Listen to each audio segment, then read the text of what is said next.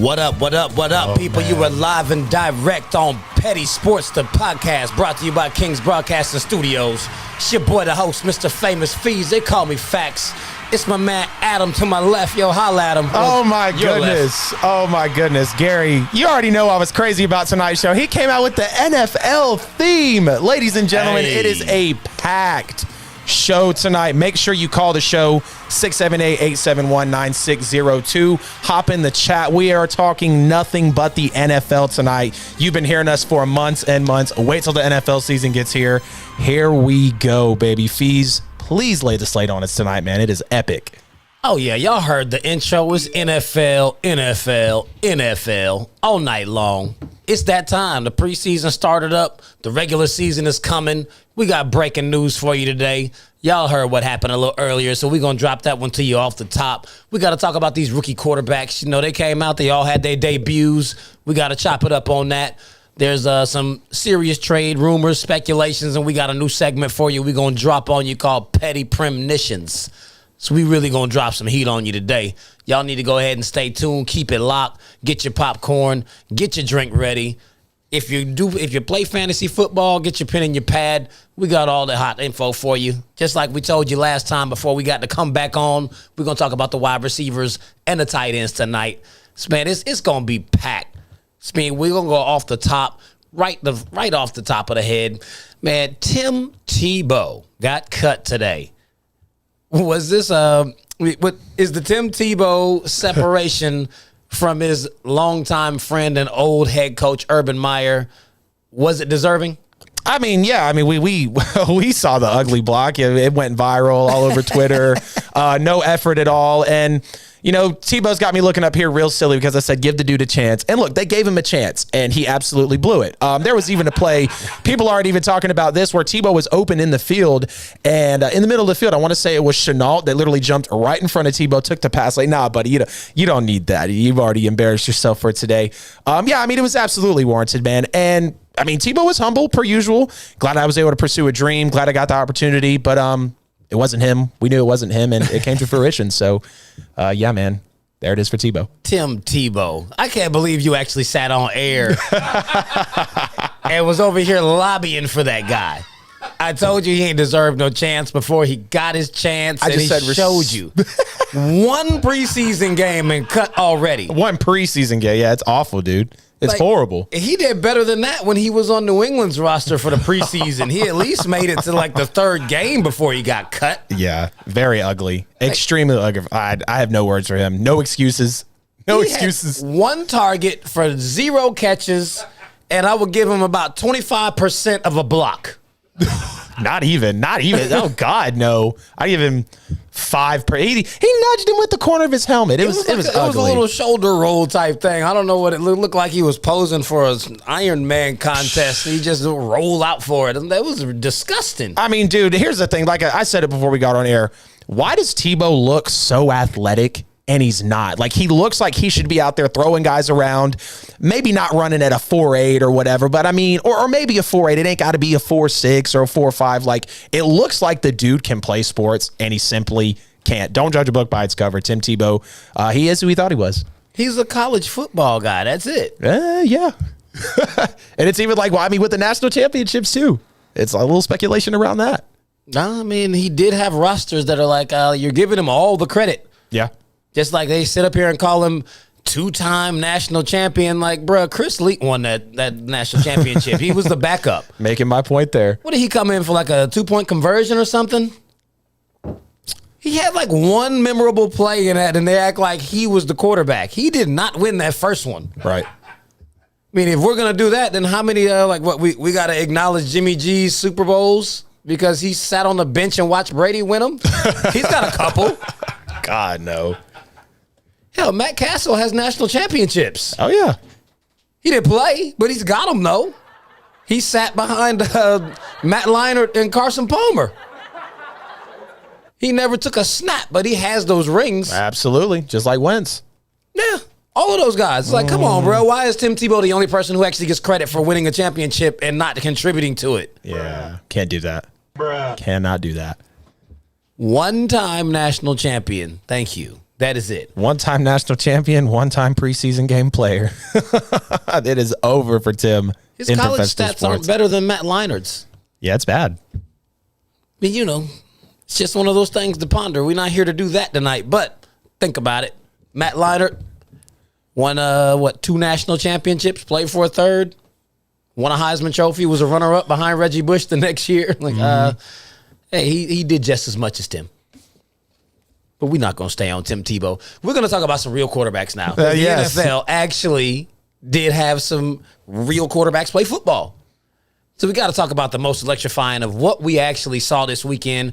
We're going to move into that game with the Chicago Bears and the Miami Dolphins. Rookie quarterback Justin Fields made his debut. How impressed were you with his first snaps as an NFL quarterback? Man, I was absolutely impressed with Justin Fields, and I think he came out of the gate immediately and showed all the doubters there was no reason to criticize me. I'm out here making plays. I looked like I was supposed to, and overall, I played pretty well for a guy that's never seen NFL football before. Let's talk about the arm, though, with Justin Fields. He wasn't afraid to make the big throws in the big moments. He was a little fearless at times, and not to jump the gun, but I kind of felt a little bit of a Rodgers, Wilson, I'll put it in that tight window, and I know it might go for a pick, but I'll still be fearless and have that little gunslinger trait to me. And then you look overall, the way he was moving around the pocket presence was impeccable. The fact that he was able to sense pressure immediately. He never looked nervous. He never looked rattled in the pocket. Yeah, he did have a few tough times, but he still kept his composure, and overall, you saw that Justin Fields was able to be extremely effective with his legs. Showed you no question that he can make a throw on the run. Obviously used his feet to scamper out of bounds a couple times, had a touchdown, and he even had some really sexy look-off plays where, you've got a guy coming one way, and he's faking the head movement just to zip it back across his body. That is special for a rookie. So I got to say Justin Fields held up to expectations. I mean, he was out there at some points kind of getting a little loose, but dude's a rookie. He's never seen NFL football, so hats off to him, and I think this guy can win Rookie of the Year, no question. Yeah, man, they set him up to succeed because he didn't come out against the starters. So, we do have to take that into account. He played against the second and third stringers, but he did play for quite some time. He said the game was slow. Whew, that's not a smart comment as a rookie. Yeah, he was 14-20 for $142 and a touchdown, and then he was successful in the run game. Just you compared him to a Rodgers Wilson, I say he looks similar to I would call his ceiling like a Deshaun Watson. Right. So I think that's really in the same stratosphere. We're pretty much on the same page with that. Right. He showed us that he has game-breaking speed. He has big playability. He's very poised in the pocket as a rookie. Granted, he was playing against second stringers. You got to kind of want to work him out there. You don't want to just put him out initially against the starters and then, you just get him blasted. And, I wouldn't want to hurt his confidence up top. He's got time. They got 2 more preseason games. I think he absolutely should be the starter coming out in week 1. No one's trusting Andy Dalton, and it's Andy's first year in the system too. It's not like he played for the Bears and he knows the offense. He doesn't know any more about this offense than Justin does. Right. So I think he absolutely should be the week 1 starter. He could definitely be offensive rookie of the year. He has everything in play for it to be him. So I'm very high on him. I'm actually anxious to see what he does when he gets out, get some reps against actually number 1 defenses. I hope they get him the first quarter starts for these next couple of games so he can get real competition.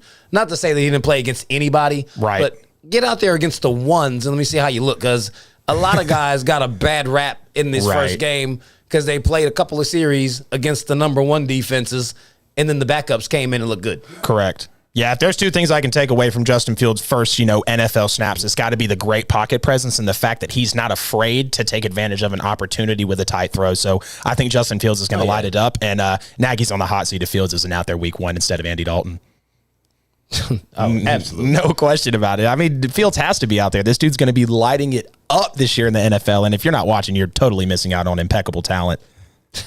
Thundercat. Why does our logo look like it's from a horror movie? Because it's petty, Thundercat.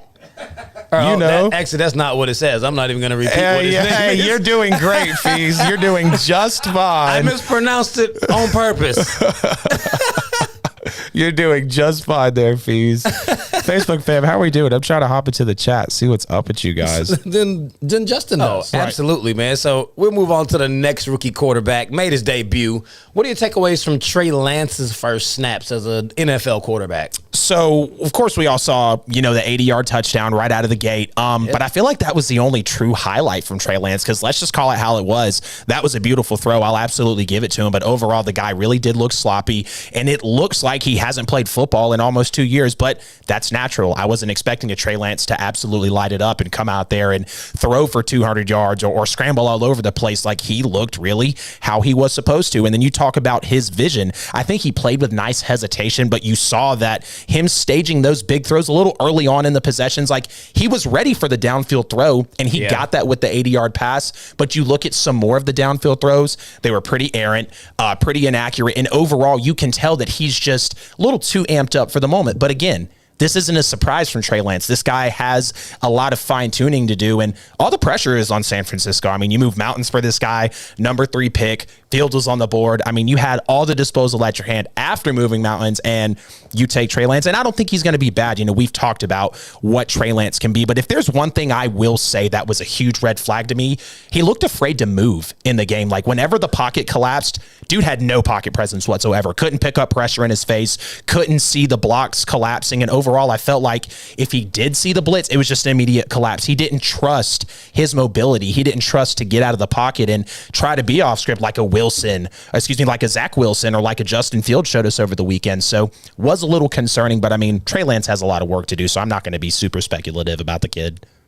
I mean, I'm not mad at what he looked like. He obviously had the 80-yard bomb when he came out, but I mean, after that, he was 4 for 13 for only 48 yards. Exactly. I mean, that was highly unimpressive. He held onto the ball a lot too long. I mean, he took 4 sacks in the game, and he had no business taking no sacks because the man he's got basically the same ability as Justin Fields. Exactly. He's got the same measurables, like the size, the speed, all of it. He has the arm. The major difference between Trey Lance and Justin Fields at this very moment is that Trey Lance didn't play last season.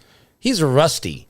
Like, he's going to get it together. Like, this is the first time he's actually took a snap and had anyone blitz him in over a year.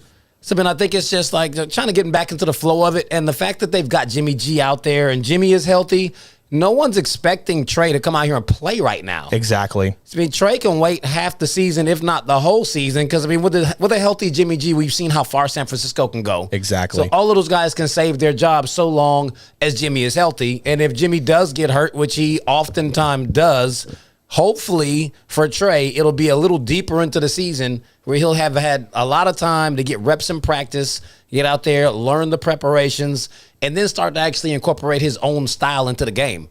So, I mean, he didn't really look good, but it's not as concerning because of the fact that we know that he hasn't played in so long. Like, I can only be so mad at him for that. Like, he's got all the intangibles and everything else. You got to give him a little bit more time. Okay, Wesley, I see you over here in the comments. I don't have faith in Adams' predictions. Thank you, Jamila and Cher, for sticking up for me a little bit. He had faith in Tebow. Never said I had faith in Tebow to succeed. I said give him a chance. I did say the Colts would make the playoffs. I did. So you got me on that one. That's absolutely wrong. What else you guys saying up in here? Oh, you booked that. What do I book, Wesley?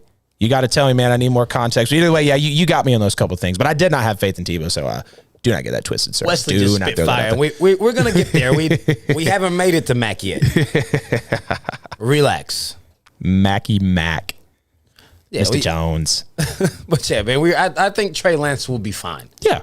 Yeah, and like you saw, like I said, downfield throws, outside the numbers, like they were pretty rough, but I think Trey Lance has a great coaching staff.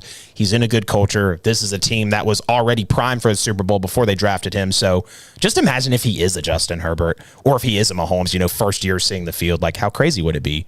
Can't speculate too much yet because he's got a lot of talent under his belt. I mean, Justin only won 9 games. I swear, y'all give Justin entirely too much credit for not having won anything. Talented. And Lance is easily in a better situation than Justin Fields. Or not Fields, excuse me, Herbert. Oh, absolutely. So, man, on to our quarterback of the show. Oh. Jets fans, we know y'all love it. Zach Wilson made his debut. He only attempted 9 passes. Yep. What are your takeaways from what you saw out of Zach Wilson?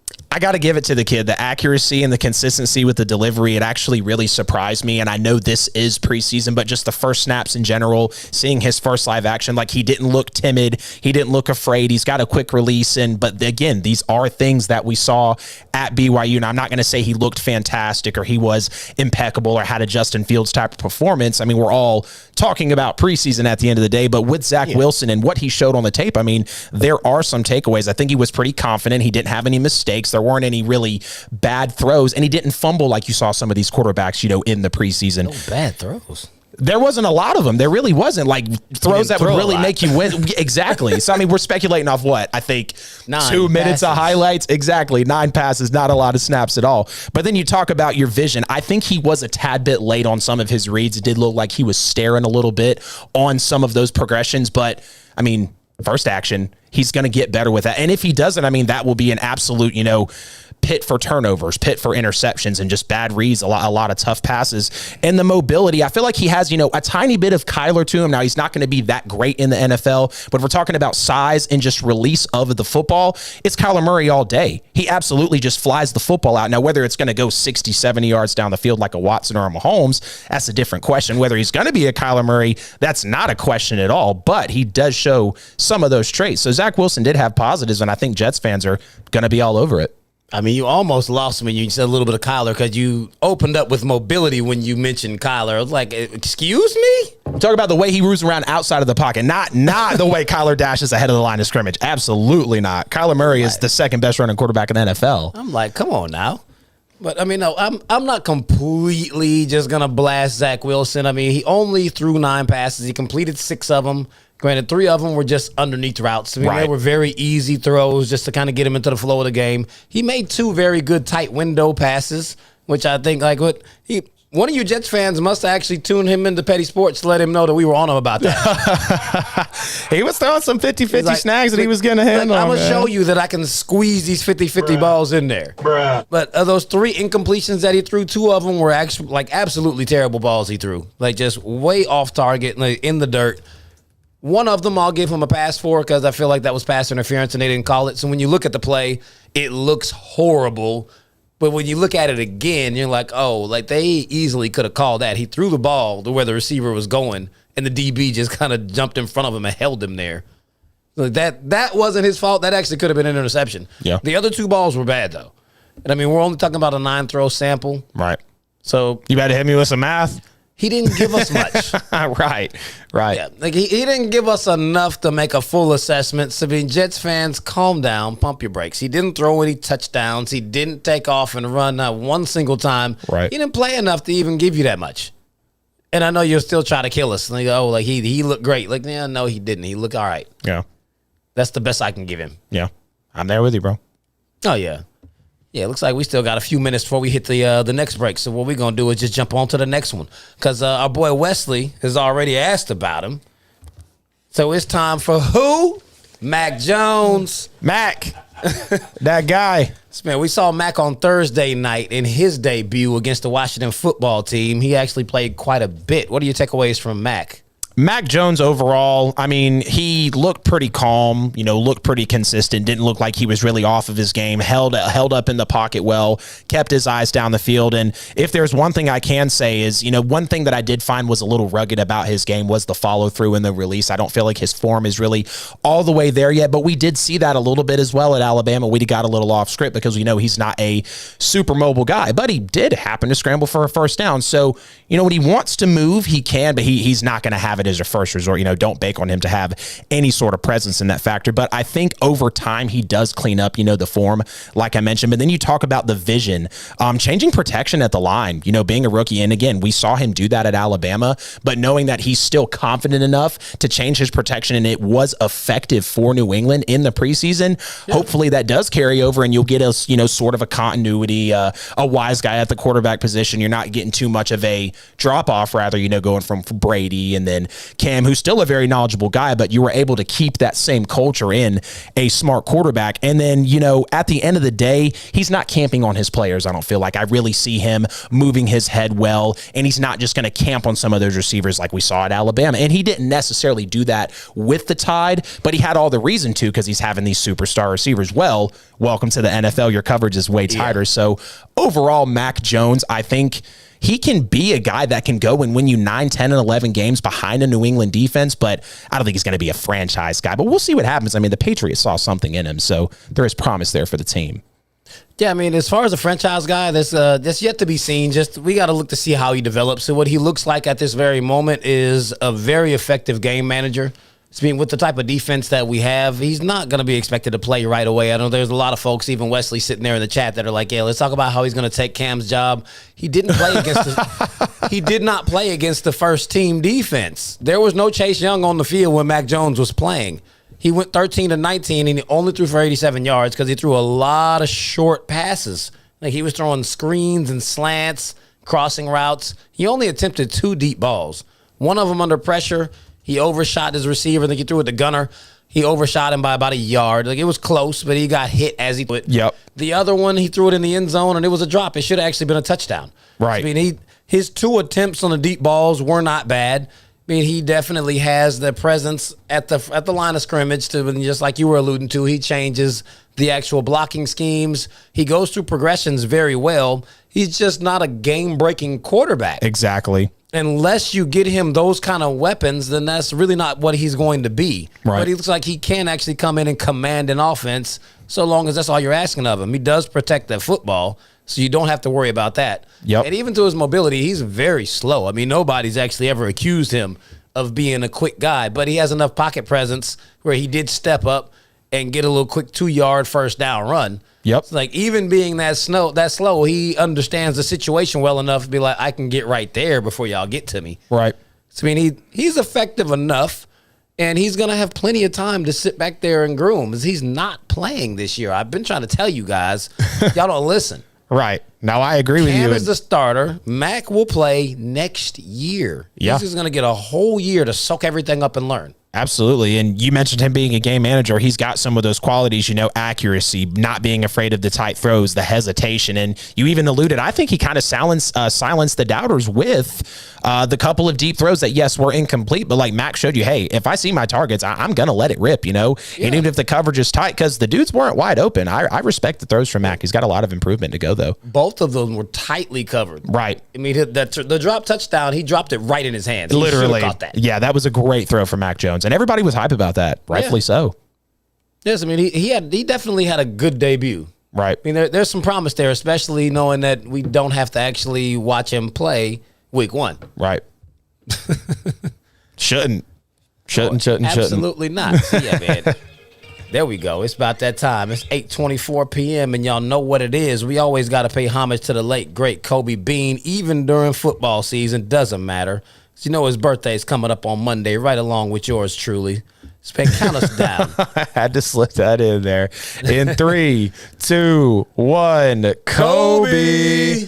R.I.P. to the Mamba. Cheers to Kobe, man. Cheers. You should still be here, brother. Legend, GOAT, forever great. Number 2 on my all-time list. Thank you, KD, by the way. MJ 1, Kobe 2. About time somebody got it right. Call the show if you got a problem with it. Get in the chat if you don't think so. It's NFL, but also NBA GOAT debate time if you're ready.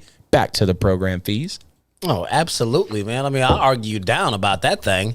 But, before we jump back into our quarterbacks, we definitely got to let y'all know who pays these bills around here. So, man, just make sure y'all go to the website. Go to kingsbroadcasting.com. Y'all like, y'all comment, y'all share, y'all subscribe. Man, shop with us. Like we got tumblers, we got the mugs, we got the t-shirts, different colors. We got hats now. We got all kinds of merch. Man, spend some money with us. We got hoodies because it's about to start getting cold again, especially in some of these other spots. Got mine in the car. You already know. Yes, sir. We got everything on deck, man. Like, so, this ain't the only platform you can find us on. You can check us out on YouTube, Facebook. You can find us on Google Podcasts, Apple Podcasts, Spotify, Twitter, Instagram, TikTok. Man, everywhere you do your podcasting, we're on iHeart. We on Simple Radio. We everywhere. Nope, I got them all this time. Yeah, you absolutely got them, man. Guys, real simple. Check the link in the bio. Every bit of content, like Fee said. Please hit us with a sub on YouTube. You guys are really pushing us up there with the views, watch hours. We're about 800 subs away from really being able to make this a huge thing for you guys. Call the show. Get in the chat. We got every option for you, Fees. Let's get back into it, man. Absolutely. All of my Facebook folks, subscribe on YouTube. Super easy. Get on there. Link in the bio, in the description. It's everywhere. You can't not find it. Oh, yeah, just like that. Last but certainly not least, because he was absolutely the number 1 pick in the draft. How dare we? They call him Sunshine. Trevor Lawrence. How did he fare in his first NFL action? I got to say, the first play, he was definitely welcome to Jacksonville. I mean, sack, tight coverage. Oh, man, I can't make a quick throw. Like, all right, Trevor, we knew it was coming. But, yeah, right off the bat, welcome to the NFL, buddy. But after, things went on, he did look put together in the pocket. I did like the drop back. I did like the delivery of the football down the field. And that throw at the end of the first quarter after Marvin Jones saw he was in trouble and cut up the field, and Lawrence was able to see that, keep his eyes down the field, stand tall in the pocket with the pressure. Like, that was a perfect throw from a rookie. And if he can keep doing that, because we know that's what Trevor Lawrence is, then he'll definitely have success in the NFL. And I got to say, overall, everything was simple and underneath for him, but this is what we saw for a lot of these quarterbacks. Trevor Lawrence did his job. His hesitation was great. I mean, we saw some out routes from some receivers, some ins, a little bit, some curls to where, I mean, it really worked out for him. And it showed that Trevor Lawrence has probably the best hesitation in this draft class. He doesn't have to be mobile. He can push the ball down the field and give him some pre-snap adjustments, which we know he's got in him, and he's going to be a great quarterback. So I was impressed with Trevor Lawrence, but it's not a surprise. He was the number 1 overall pick for a reason. Oh, absolutely. But I don't agree that he doesn't have to be mobile. I think with that offensive line of his, he's going to have to actually take off. He found out on the first snap. It will be he got easier sacked as soon as they snapped the ball. Yep. I feel like he has too much faith in his offensive line. Like, you guys are pros, I should be good. Like, no, this ain't Clemson. That's not what's happening. Like, they're not that good. He showed great poise in the pocket, and unlike almost every other quarterback that we've discussed, he played against the starting defense. Yep. So you must also take that into consideration. He looked good against actual number 1 defenders in his short time out on the field. Yep. So, I mean, that's definitely a plus for him. It's just a matter of he doesn't really have the weapons out there with him. Right. He's going to have to take a lot onto his old shoulders.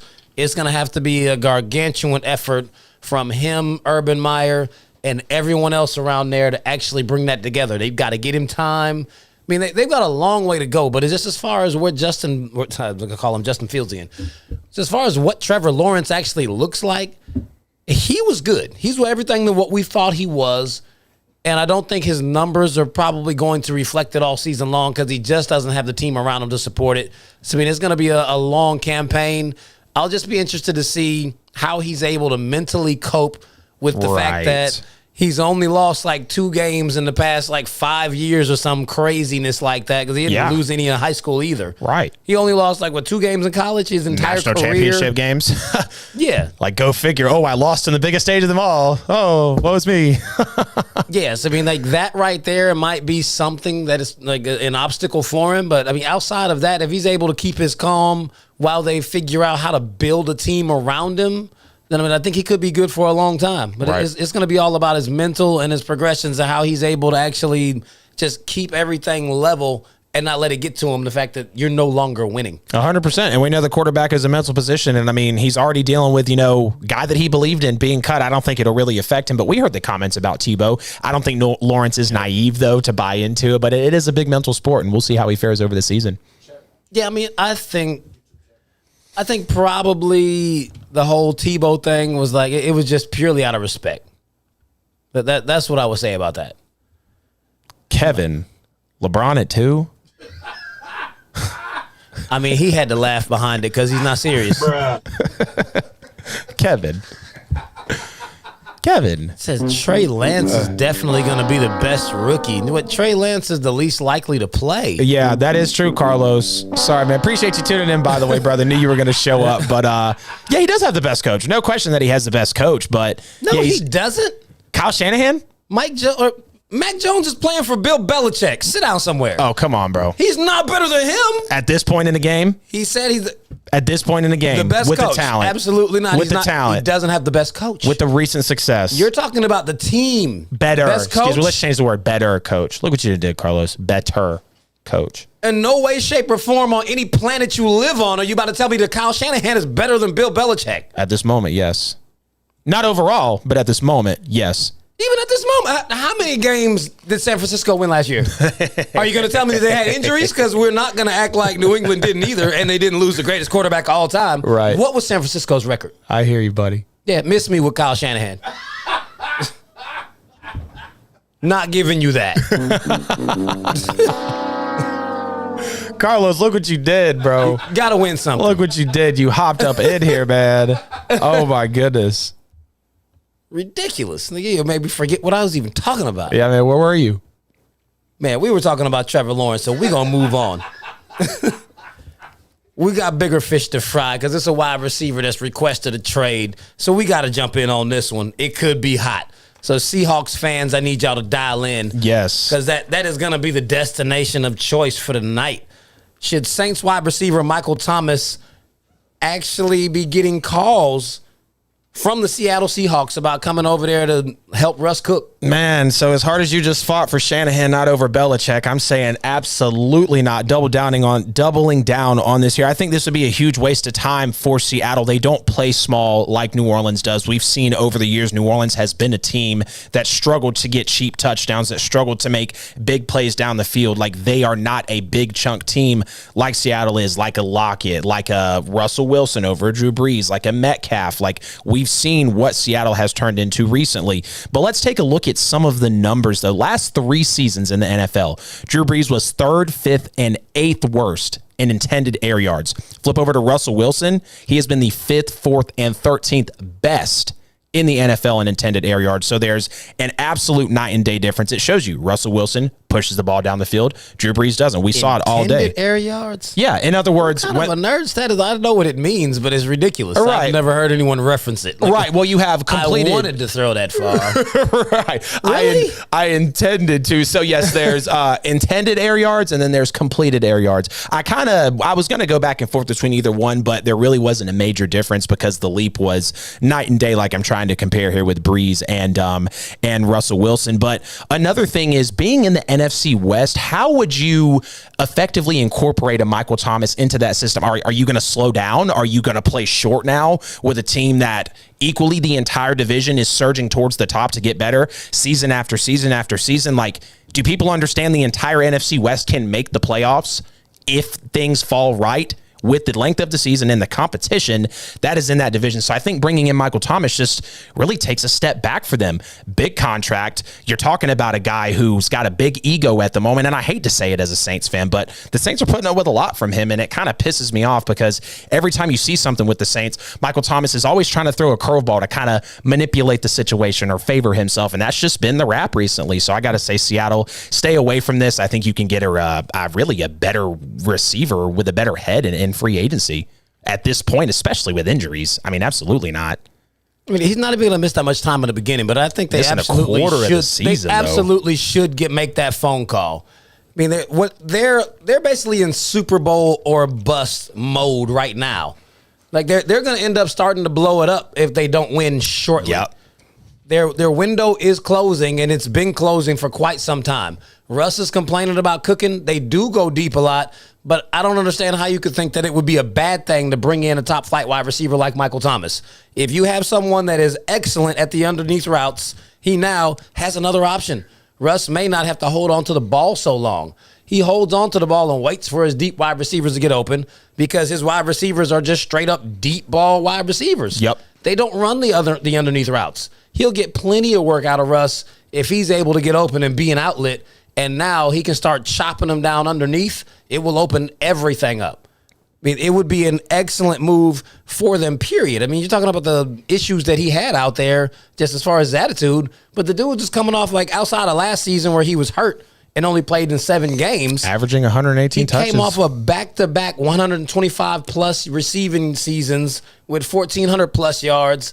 broke the record for receiving for receptions in a season. Yep. 9 touchdowns in both seasons, and you're telling me they shouldn't do that? The only way you justify it is to win. If you don't do it and you don't win, why not? You're gonna have to end up starting to blow this thing up anyway. Got to pull the trigger. If you're right at the edge, get whoever it is you can get in there so you can get that championship. Yep. Once you get it, you can blow it all up and you can suck for the next 3 years and no one will care because you brought in another Lombardi. Yeah, and I'll just say this too. I know they're on opposite sides of the football, but Jamal Adams and Michael Thomas, I don't have a good feeling about them being in the same locker room. And you talk about all the mouths to feed as well that are on that Seattle offense with Metcalf, Lockett, you've got Everett, you've got Disley. And like we both just said, this is a dude that before the injury season, he was averaging 118 touches a season. Back-to-back 125 plus catch seasons. Like, we know Michael Thomas demands the football, and just Seattle doesn't play underneath enough for him. He's not a deep ball receiver, and I just think they could shop better elsewhere, honestly. Yeah, but I mean, it would be a better situation than what he was actually sitting in New Orleans. And I know you being a Saints fan, agree. No, I do agree. Don't agree, but okay. I'm like, he's out there. He'll be out there with DK Metcalf, More Super Bowl prime team, Lockett. Closer than the Star right now. It's like him, Metcalf, and Lockett is a better wide receiving group than what he had with the Saints. Yeah. And I could argue with you to say that Russell Wilson is better than Drew Brees. Oh, absolutely, bro. I mean, come on now. Drew Brees was horrible the last 2 years of his career. Just able to do all of that. I mean, I could argue with you that he's better than him, period. But he has a lot more time to go for. He's able to get up on that list like that. But I mean, him coming into this situation, it would do nothing but elevate him and the rest of that team. Right. The offense will be another juggernaut offense that's virtually unstoppable. In a loaded and NFC he would West. take some of the heat off of Russ to make so many plays. Yep. Demand more bodies, more looks for Lockett, maybe more looks for Metcalf. Like, Russ is the reason why those guys are getting all those deep balls, but Russ is getting hit a lot. Yep. He's getting sacked a lot, and he's doing a lot of scrambling to make that happen. Right. If he had Michael Thomas getting open on his little short routes, because, you know, we call him slant man. Yeah. Hit him on the slants. Like, man, save Russ those hits. Yep. If he could take 15, 20 of those hits away because he gets open, that'd do wonders for them. Russ won't run down so fast, and then maybe Seattle can finish.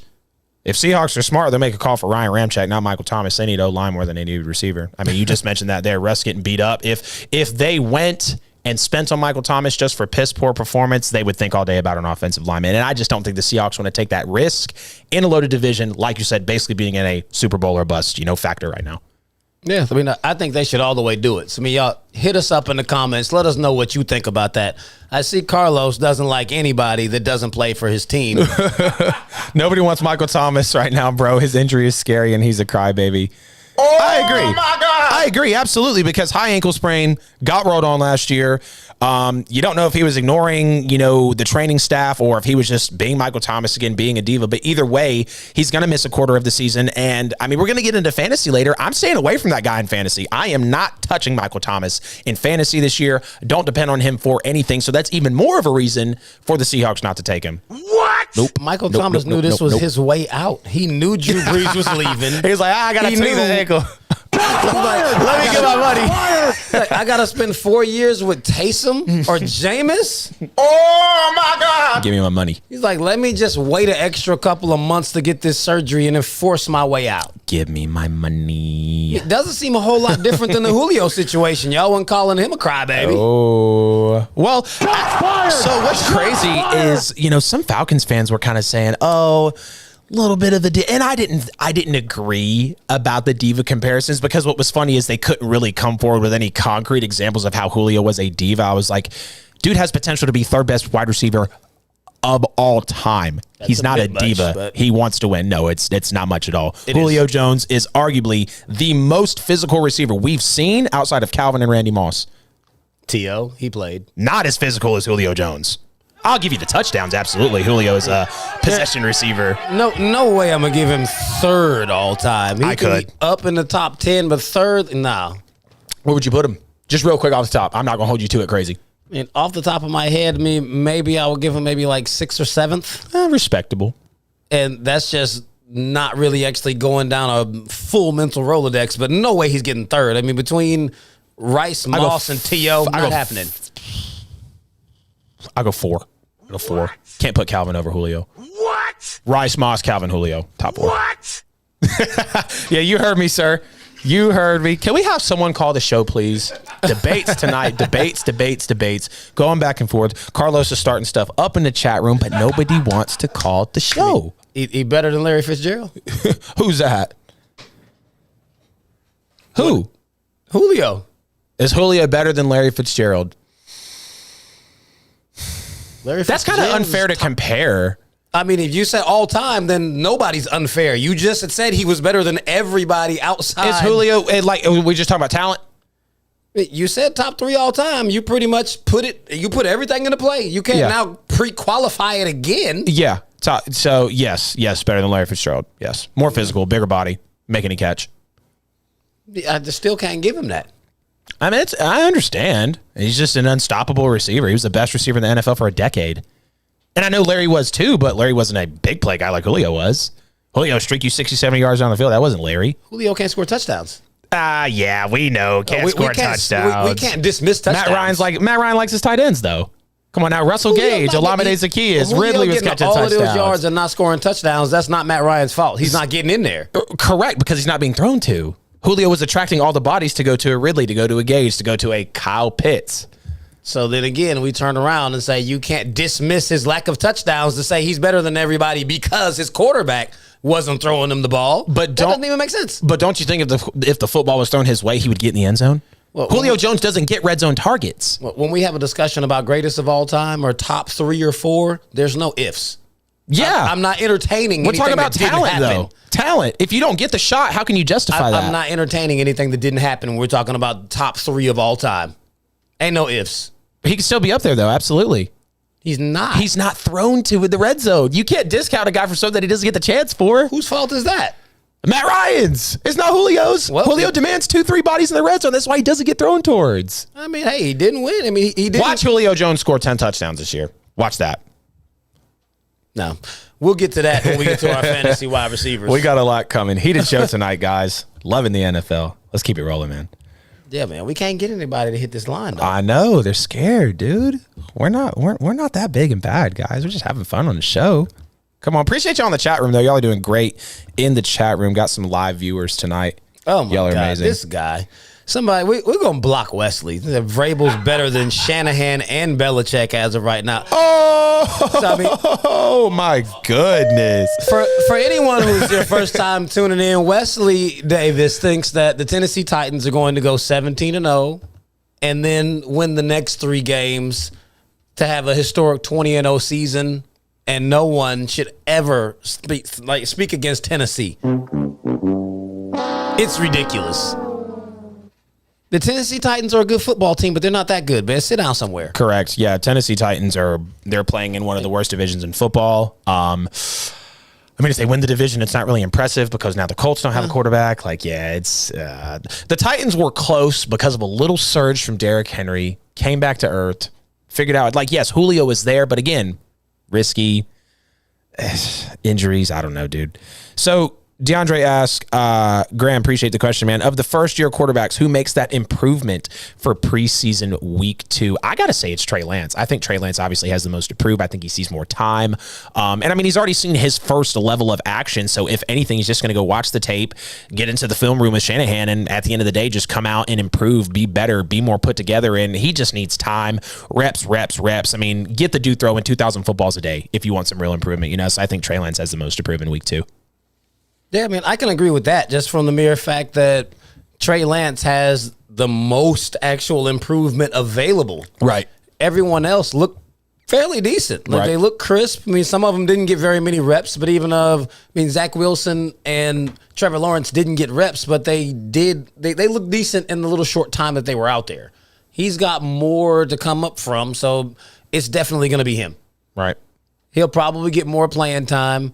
And he should do better. I mean, he's going to progress every time you see him hit the field just because he's rusty. Once he knocks it off, he's going to start looking similar to what Justin Fields is looking like. Yep. Because he's that kind of player. Yep. Highly agree. Oh, yeah. Absolutely, man. Now, we did hit 8:45. We're going to take a few minutes one more time to let y'all know who pays these bills around here. Normally, we would throw this thing to Michael Beasley, but he's not here just yet. So I'm going to take it away from him. So, man, y'all are watching Petty Sports on King's Broadcasting Studios. Y'all go ahead and jump on the website. Y'all can hit us with the donations. Go ahead and like us, share us. Y'all know no donation is too small or too big. Y'all know, as my man always say, y'all support black business, support black business, support black business. Man, y'all get on some of this merchandise. We got the hot T-shirts. We got them in multiple colors. We ain't wearing all of them today. We got the black, we got the red, we got the polos, we got the hats, we got the tumblers, we got the coffee mugs, the hoodies. Anything you want, we got it. It's all petty, all day, every day. Make sure you check us out on all of your streaming platforms. Tell all your friends. Ain't nobody doing it better than us in the A. Man, let's bring this thing back because we got a brand new segment for y'all today. Let's do it, man. Hopping into the next NFL segment. Fees, this one is, we're going to ruffle some feathers here. Got some creative titles for the folks. What do we got, man? Yes, sir. Petty Premonitions with a Petty Sports crew. We'll let y'all know what's happening for this season. Our first Petty Premonition. Who will be the 2019 Pats/2020 Steelers this season? And if y'all don't know what we're talking about, the 2019 Pats started off 8-0, finished the season 12-4, lost in lost in the wild card, and were out. Looked like world beaters. 2020 Steelers started off 11-0, finished 12-4, lost in the wild card round. Looked like world beaters. Who is going to follow that model? I mean, both defenses were on a historic run in both of those seasons until that zero fell off the other side. Yeah. Oh, jeez. It's real. I can give you numbers on both of them. I mean, 100%. And I'm talking about my own team before someone that we know who's listening starts to get in their feelings about the Steelers. Yeah, incoming Jamila Mathis comments. Who's going to get that crown of being the 2019 Pats/2020 Steelers for this 2021 season? My very first petty premonition of the 2021 NFL season is going to be awarded to the Dallas Cowboys, because when you hand the most toxic fan base in the NFL the second easiest schedule, you're going to ask for ridiculous expectations, but that's what this team does year in and year out. And when you look at their schedule realistically, they could start 3-3, potentially win 5 out of their next 6 and jump to an 8-4 record. Now, that's not blazing hot. That's not 11-0, 12-0 like we were mentioning. But what do the Cowboys fans do? They win a few games. They're undefeated. Super Bowl bound. Dak for MVP. He's going to throw for 70 touchdowns. We hear it all the time from the Cowboys fans. And this is why, hey, trust me, dude, we've heard it all with the Cowboys fans. But this is why we have to give them this award. And what's crazy is this is totally a team and a schedule with the combination that can win 12 or 13 games. But the Cowboys piss me off every single year because I bank on them to have talent. They always have talent, but it's coaching. It's between the ears. It's the chemistry. It's the system that they don't have there in the franchise. And they have a spread from 4 games to 12 games for winning. I mean, let's just call it how it is. And I think the Cowboys can come out and they could catch a hot record. And their last 5 seems so cupcake-ish, but knowing how the Cowboys are, they could easily stink it up, fall to 9-8, well, whatever the case may be. I mean, I think it has to be the Cowboys with just terms of second easiest schedule, quarterbacks coming back, toxic fan base. Like, they're going to get let down. Cowboys are definitely going to be that team this year. Not mad at that. I mean, the only reason I wouldn't go Cowboys, I think that they're gonna lose week 1 so bad to Tampa that they won't have any more hopes or dreams. And if Dak doesn't play like you've been speculating too, man. Oh, my goodness. Yeah, but the 2019-2020 Pats/Steelers version of the 2021 season will be the Washington football team. Oh. Just like the Dallas Cowboys, they have a bottom 4 schedule. NFC East. Yeah, I mean, it's the whole schedule. The whole division has weak teams on their schedule like that. But just to actually look at how they're starting the schedule, they've got the Chargers, the Giants, at the Bills, at the Falcons, the Saints, and then the Chiefs.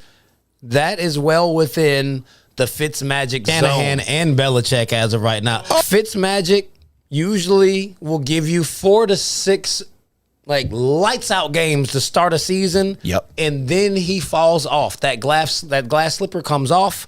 I think they'll go 5-1 in that first stretch and actually have good wins under their belt. So they do have a very good defense. I think they can easily take out the Chargers and the Giants. I think they will stun the Bills in Austin. They haven't moved yet. But they will go. You didn't go there. You did not go there on Bills Mafia. They will go to Buffalo and beat the Bills because Fitzmagic's got a little history out there with Buffalo. They'll come right here to Atlanta and beat the Falcons. They will then beat the Saints. Think their first loss will be to the Chiefs as they're 5-0 going into that stretch. And then the ceiling will fall because Fitzmagic the magic is gone. You got Green Bay, who can outscore you. You go to Denver, high altitude, strong defense, possibly a much better offense this year. Yet to be seen, but it could be. You got Tampa, at Carolina, Seattle, and at Vegas.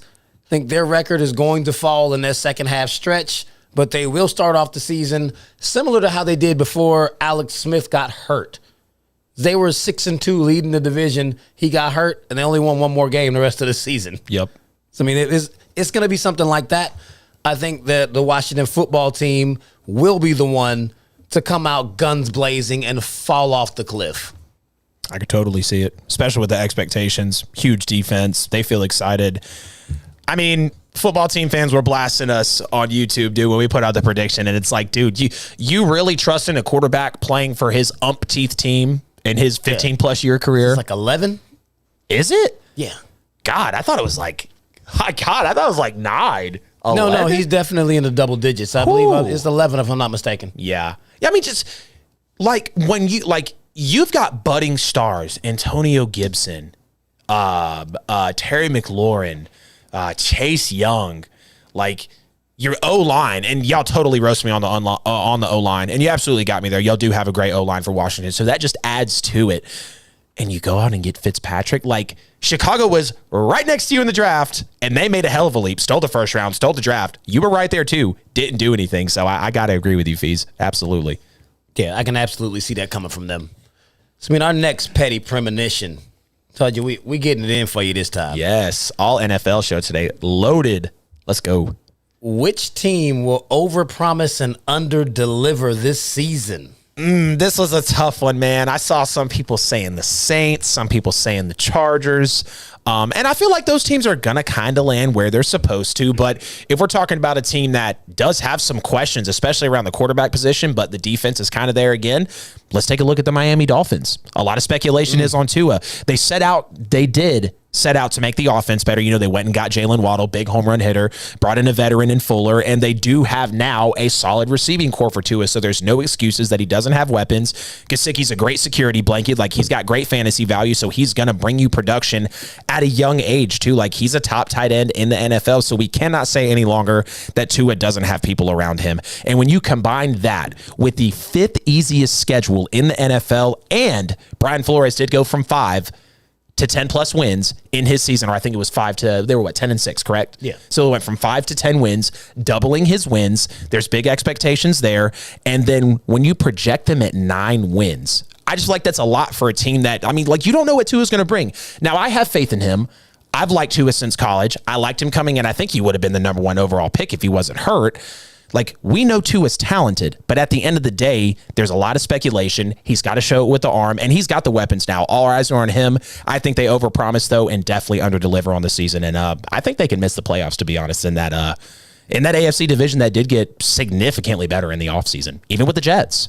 Oh, man, I absolutely agree with you on that one. I didn't pick them just because I didn't have them overpromising. They just underdeliver. Right. I don't expect it. Right. But, man, who I've got in that spot, the Indianapolis Colts. They're expecting nothing short of a Super Bowl run. They may not be expecting to win one, but at least the AFC Championship with the type of roster that they built up. Exactly. They have a lot of faith in Carson Wentz, which is beyond my, I have no idea where all this faith is coming from. They're now reporting that Wentz may be ready for week 1 at Seattle, where it's against Seattle. They're playing at home. It doesn't really matter. If Russell Wilson and company come in there, regardless of if Wentz is starting or not, they're not beating Seattle. Their schedule is just not their friend. I mean, for how well they played last year, they're coming out this season, their first 8 games, they've got Seattle, the Rams, the Titans, the Dolphins, the Ravens. They get a little break with Houston, but then you get San Francisco and Tennessee again.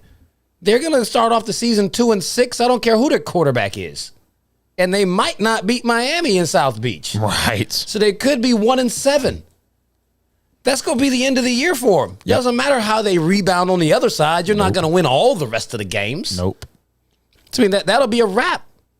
After 8 weeks, the Indianapolis Colts are done. Their overpromising is outlandish. They will disgustingly underdeliver. And I don't care how many of you have whatever it is you want to say about it. Drop it in the comments. I'll come in and fight you about it. Professional comment taker, famous facts fees. Zero faith in it at all. Man. It's a shame, man. I mean, that's all I can see at the end of the season for the Colts is another one of those at least you tried banners. Getting disrespectful over here now. I mean, it's not like it's like I'm not making it up, though. Right. Have you seen the banners up in their stadium? Yeah. They got AFC finalists, AFC runner-up. What the hell is that? Like, you got banners up for losing the AFC championship? You got an AFC wild card banner? You don't get to put up a banner every year for whatever you made it to? That's literally what they're doing. Bruh. They got like 30 banners in there, one Super Bowl banner. You don't put up a banner if it's not a Lombardi. Oh, my God, dude. Jesus. They got a runner-up banner in there for when the Saints ramshacked them in the Super Bowl. That's right, baby. They put up a banner for everything. That's right. Super Bowl runner-up. Indianapolis Colts, 2009-2010 season. Thank you. Like, y'all gonna put up a new banner for Peyton making the Hall of Fame? Right. It's gonna have a forehead on it. Oh, man, they did him dirty with his statue. They did him dirty with his statue, man. It was horrible. I thought it was Photoshop, bro. Yeah, I swore that was made up. So, man, we reached the top of the hour. We're going to take another short break, man. It's almost 9 o'clock in Petty Land. Y'all know what it is. It's your boys right here, Petty Sports, the podcast. Make sure y'all follow us on iHeartRadio, Apple Podcasts, Google Podcasts, Spotify, Simple Radio, TikTok, YouTube, Absolutely. IG, Facebook, Twitter. We got heated little conversations going on right here in the chat in both the Facebook and the YouTube. Man, make sure y'all tune in and chop it up with us. We hear you. See, we'll respond to you if you chop it up with us. Call the Petty line. It's 678-871-9602. We here for you all night. We got 2 hours. We got 1 hour left. Holla at us. Seriously, guys, cranking out nothing but NFL content, and we have no callers. Y'all got to get into the show, man. I mean, we're chopping up great topics, super creative segments for you guys. Finishing the premonitions now. 678, you see it right there on the screen, 871-9602. Link in the bio. Subscribe, hit the bell, get in the chat. I know we're asking a lot, but it just makes the show better. Fees. Let's get an hour or two, man. Great show so far.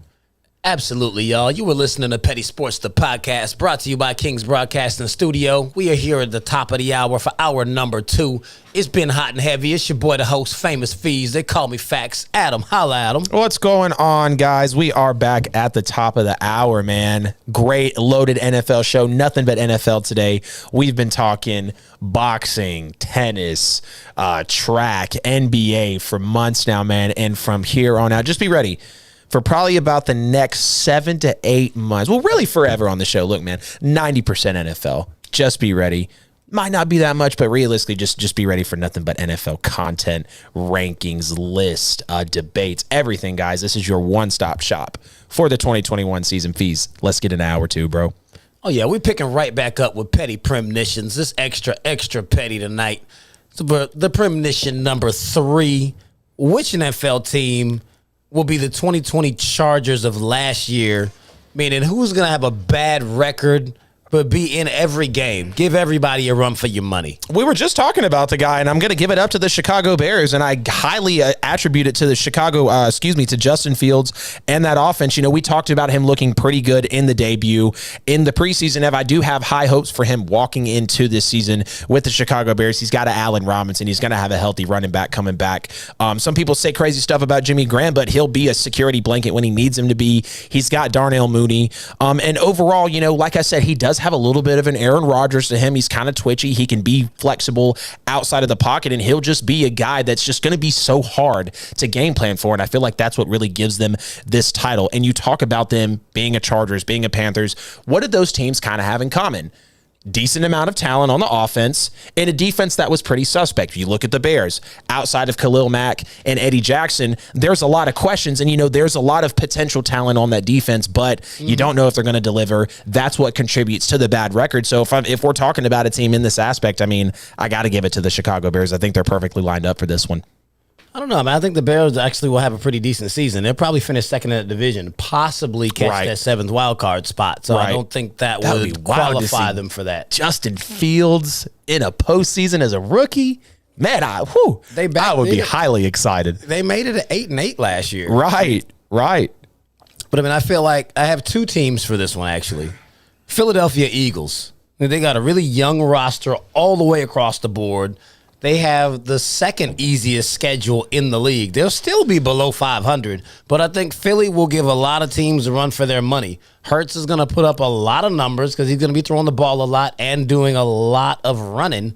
They just won't be winning, but I don't think they're going to be getting blown out. Right. And I think he's making steps. He's going to progress, and he's going to get better as they make a few key pickups. Like, I would definitely be willing to take the Philly serious in another year or so. Like they just need a little bit of time. But I think the team is actually decent. They're just not going to be winning games. I can absolutely see them there. The second team I have in this category is the team that we named for the category last year. The Chargers are still going to be that team. They'll be in games, and they're still going to lose a lot of games to the tune of winning about 6 or 7 games this season, just like last year. They did not improve substantially to where I would give them any nod saying they're going over 500 and they're making the playoffs. I know a lot of y'all are high on Justin Herbert. He put up a lot of numbers, and they weren't winning a whole lot of games. Yep. Their record wasn't terrible, but it wasn't that good either. 7-9 is just middle of the road. That's nothing that's giving me confidence to say that, they're going to turn a corner and win 11 or 12 games like most of y'all are, for whatever reason, assuming like Justin Herbert is the second coming. They're calling him the best prospect since Andrew Luck. He had a good year last year, but they weren't winning. I don't care how many numbers you put up. If you're not winning, I'm not really interested. Right. That's just how I feel about it. You got to win. Then I'll watch. I'll listen after you win. Right. And I know their fans had a lot to say about it because I confused y'all running backs. Doesn't matter. Your team is not there. Your team just ain't quite there yet. Y'all ain't winning that division. You playing against Kansas City. Yeah. A lot of work to do. A lot of work to do for them. And I don't feel like you're really better than the Raiders. Chargers? No. Wow. Better than the Raiders? I have them finishing with the same record and the Raiders winning the tiebreaker for in-division games because the Raiders will sneak the Chiefs just like they do every year. Yeah. The Chargers ain't going to beat them, but the Raiders have just seem to have a number. They don't beat them every year, but they play them a lot tighter. I think the Chargers could beat the Chiefs at least once this year, especially with the roster upgrades. It'll be a good game because they both have great O-lines, so it's going to be, whoever can really play better in the trenches, would win. Honestly, battle the defensive lines, and I think I'd kind of give the edge to the Chargers. Yeah, I give the edge to Pat Mahomes. I'll see it when I believe it. Oh, man. Not a fan of all this hope. Show me. Right. Where are the numbers? Exactly. Yep. So, man, our last petty premonition for the night, we gave you 4 of them. This one about to go hard, too. On average, 4 teams every season that missed the playoffs last year make them the following year. And then on the flip side of it, 4 teams that made the playoffs last year miss them next year. So this one is a 2-part premonition. Yep. Who are your 4 teams that you have that missed the playoffs last season that are making it this year? Number 1 has to be the New England Patriots, man. Belichick's on a mission, acquired really good talent for Cam Newton, no question. We saw the amount of money that he spent in free agency. Players are coming back, full offseason, top coach in the NFL, like we mentioned with Belichick, and a favorable strength of schedule at 19th overall, so they do get a break there. And overall, this is a really exciting team to watch in the NFL. Do you want me to go down the whole list for the miss but we'll make? You want to do it that way? I'll go 1 for 1 with you. I mean, Okay, cool. I have the same one at the top. Right. You knew I was going with the Patriots. They got to sneak in. 7-9 last year with all the injuries and the ops out. Second year in the system for Cam. Massive free agent acquisitions. Yep. I mean, there's all roads point to the team being much better, especially seeing as how last year they had the number 1 strength of schedule in the league, and now it's 19th. Like, that's definitely a breath of fresh air for them in addition to all of everything else that they have changed. So I can absolutely see them sliding into the playoffs in one of those wild card spots. Right. Absolutely. Right there with you. Number 2 for me, man, is going to be the LA Chargers. We were just talking about them. I think this entire roster is now healthy. You got a Keenan Allen, Austin Eckler, Bosa, Derwin James. You guys already know how I feel about Justin Herbert. And then you have your top 5 players right there for this Chargers team. And when you look at how they upgraded the offensive line with Corey Linsley, they went and got a Rashawn Slater. I think this is a top 10 offensive line in the NFL at this point. You got a Jared Cook that they brought in. He's a solid tight end. You saw him peak a little bit towards the end of his career with the New Orleans Saints. Herbert, big arm guy, can move outside of the pocket. And let's be real, Herbert outplayed Drew Brees last year when they met in the Superdome, and they about beat them, if it wasn't for Chargers culture and Anthony Lynn blowing games at the end of the day. And, when you take a look at their head coach, Brandon Staley, was the defensive coordinator for the best defense in the NFL last year, the Rams. They're going to bring that defense back around. They've got healthy stars coming back, so I definitely got to give it to the Chargers for a team that will miss, but now will make the playoffs this coming season. Oh, my second no-brainer pick is the San Francisco 49ers. Yep. 6-10 last year. Now they got a healthy Jimmy G. They got a promising backup in Trey Lance just in case something happens to Jimmy. Kittle is back. Bosa is back. This team is poised to actually make a Super Bowl run. They got Shanahan running things. No, he is a very good coach. I'm not giving him best coach in the NFL like some people that are listening to us, but the San Francisco 49ers are absolutely going to turn this thing all the way around because pretty much all of what happened to them last year was due to injury. I mean, I have them winning the division, not only just making the playoffs. They're hosting a playoff game this year. NFC West champions are the Niners? Wow. That's big for a quarterback situation, for a quarterback question mark, man. Jimmy's healthy. Yeah, but will he stay healthy? It's not a question mark. He's healthy. Yeah, for now. I mean, for every team in the league, we're assuming health unless their quarterback is already hurt, a la Dak. I love how you position it. So, if the Niners get hurt, who's winning the NFC West for you?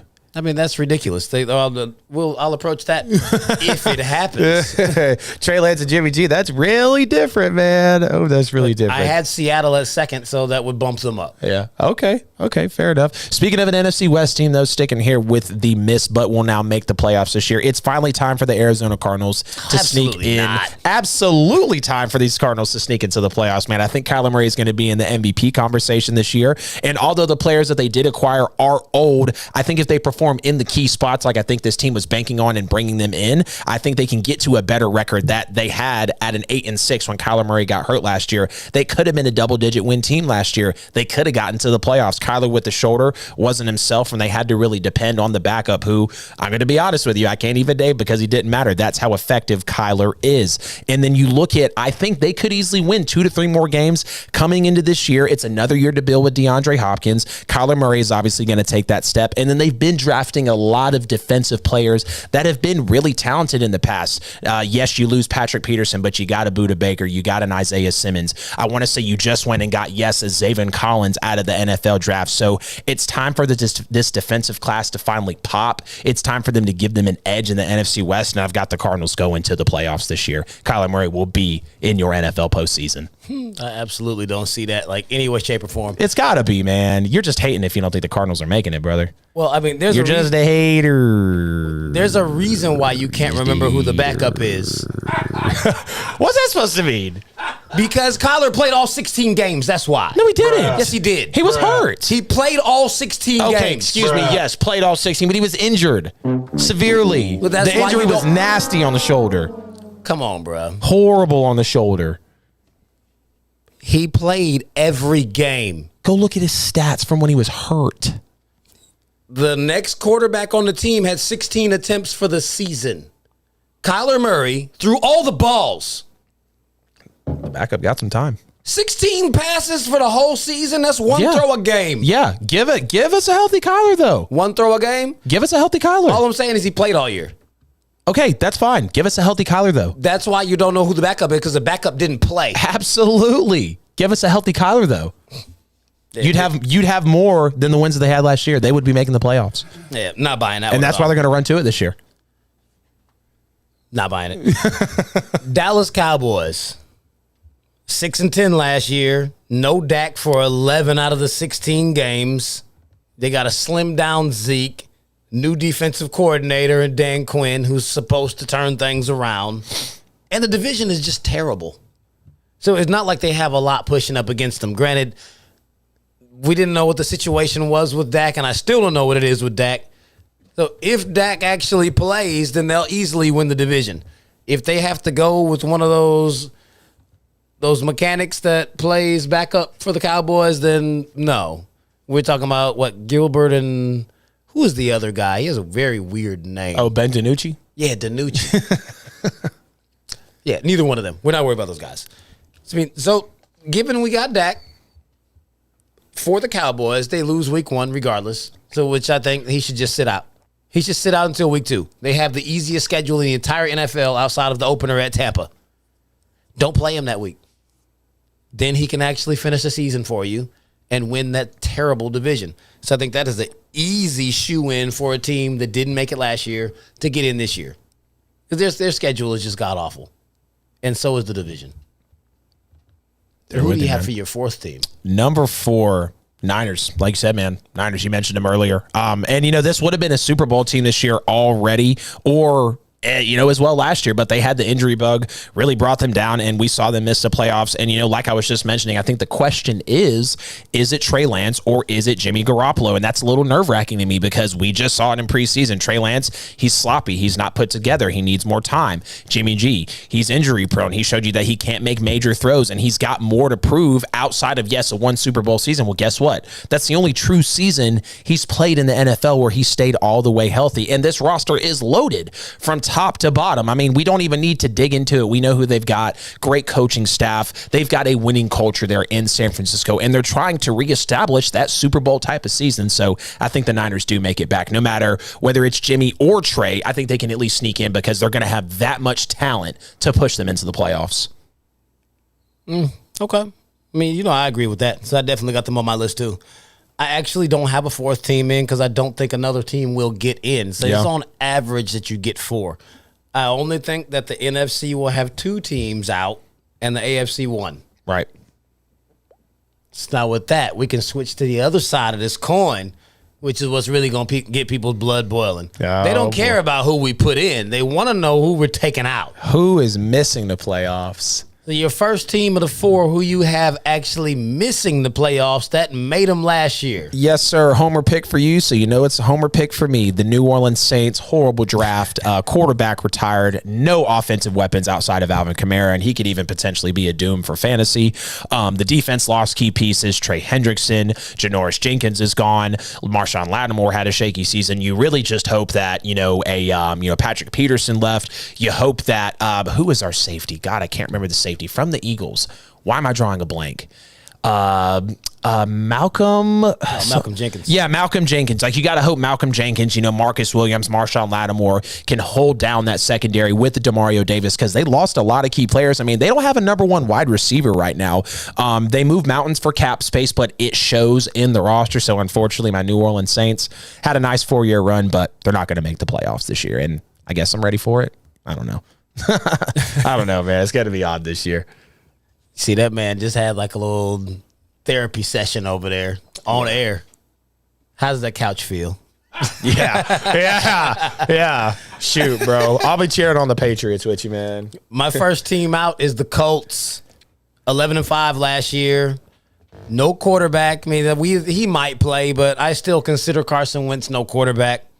They got a monster schedule. It's not in the cards for them. They're not going to be able to get past those first 8 games to be in a position to make the playoffs, even as bad as their division is, because you have other divisions in the AFC like the North and possibly the East that could get multiple teams in, and there won't be any spaces left. Like, it's really just going to be as simplistic as that.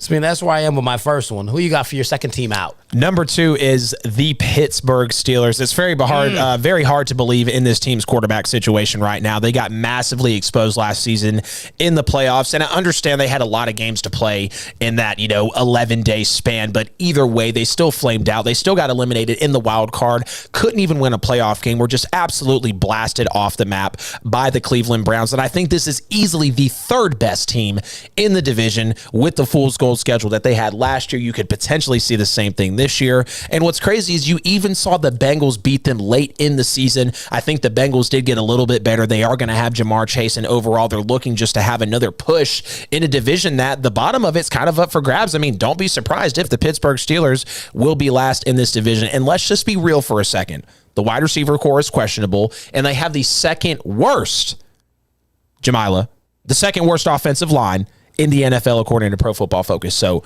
have fun with an old quarterback and a rookie running back trying to make this team a playoff team. It's not going to happen. The Steelers are missing out this year. Joe Burrow and Joe Mixon didn't play in that game either. Next. Next. Yeah, it's that bad. Jeez, dude. I've got the LA Rams on deck to miss the playoffs. Oh. They were 10-6 last year. Brand new quarterback, no running back. The 49ers are back, and they've got crazy pressure on Matt Stafford and McVay. Yep. I mean, McVay pushed Goff out and acted like he was the issue, even though you went to a Super Bowl with him. He had very good seasons for the past 3 years under McVay. McVay hasn't had any success with any other quarterback under center. He's getting all the credit and be like, oh, well, he does this or that. It's like, yeah, Jared Goff looked bad under Jeff Fisher, and then McVay came in, turned him around. They went to the Super Bowl. He had another very good year behind it.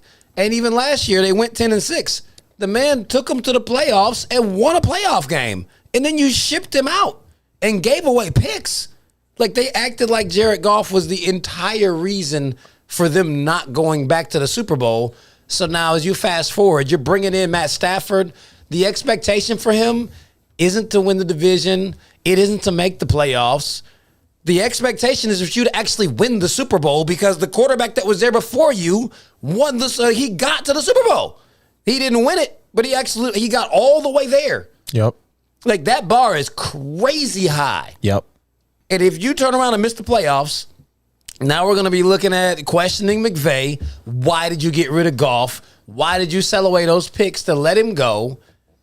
And then we'll be looking at Matt Stafford. You've never accomplished anything. You've been given excuses. Underachiever You at played best. at Georgia and was like, oh, but there was Bama. You played with Detroit. They say, oh, you didn't have any weapons, even though you were the only quarterback that Megatron ever played with. Like, you had weapons, and all of your great seasons were with Megatron, and you never won any playoff games. Granted, you made 3 of them, but you didn't win any. Now you're expected to not only get to the playoffs and win, but you're expected to win all of the games. It's not going to happen. It's too much pressure. Division is too good. Pressure is too high. I see the Rams folding. Not sold at all.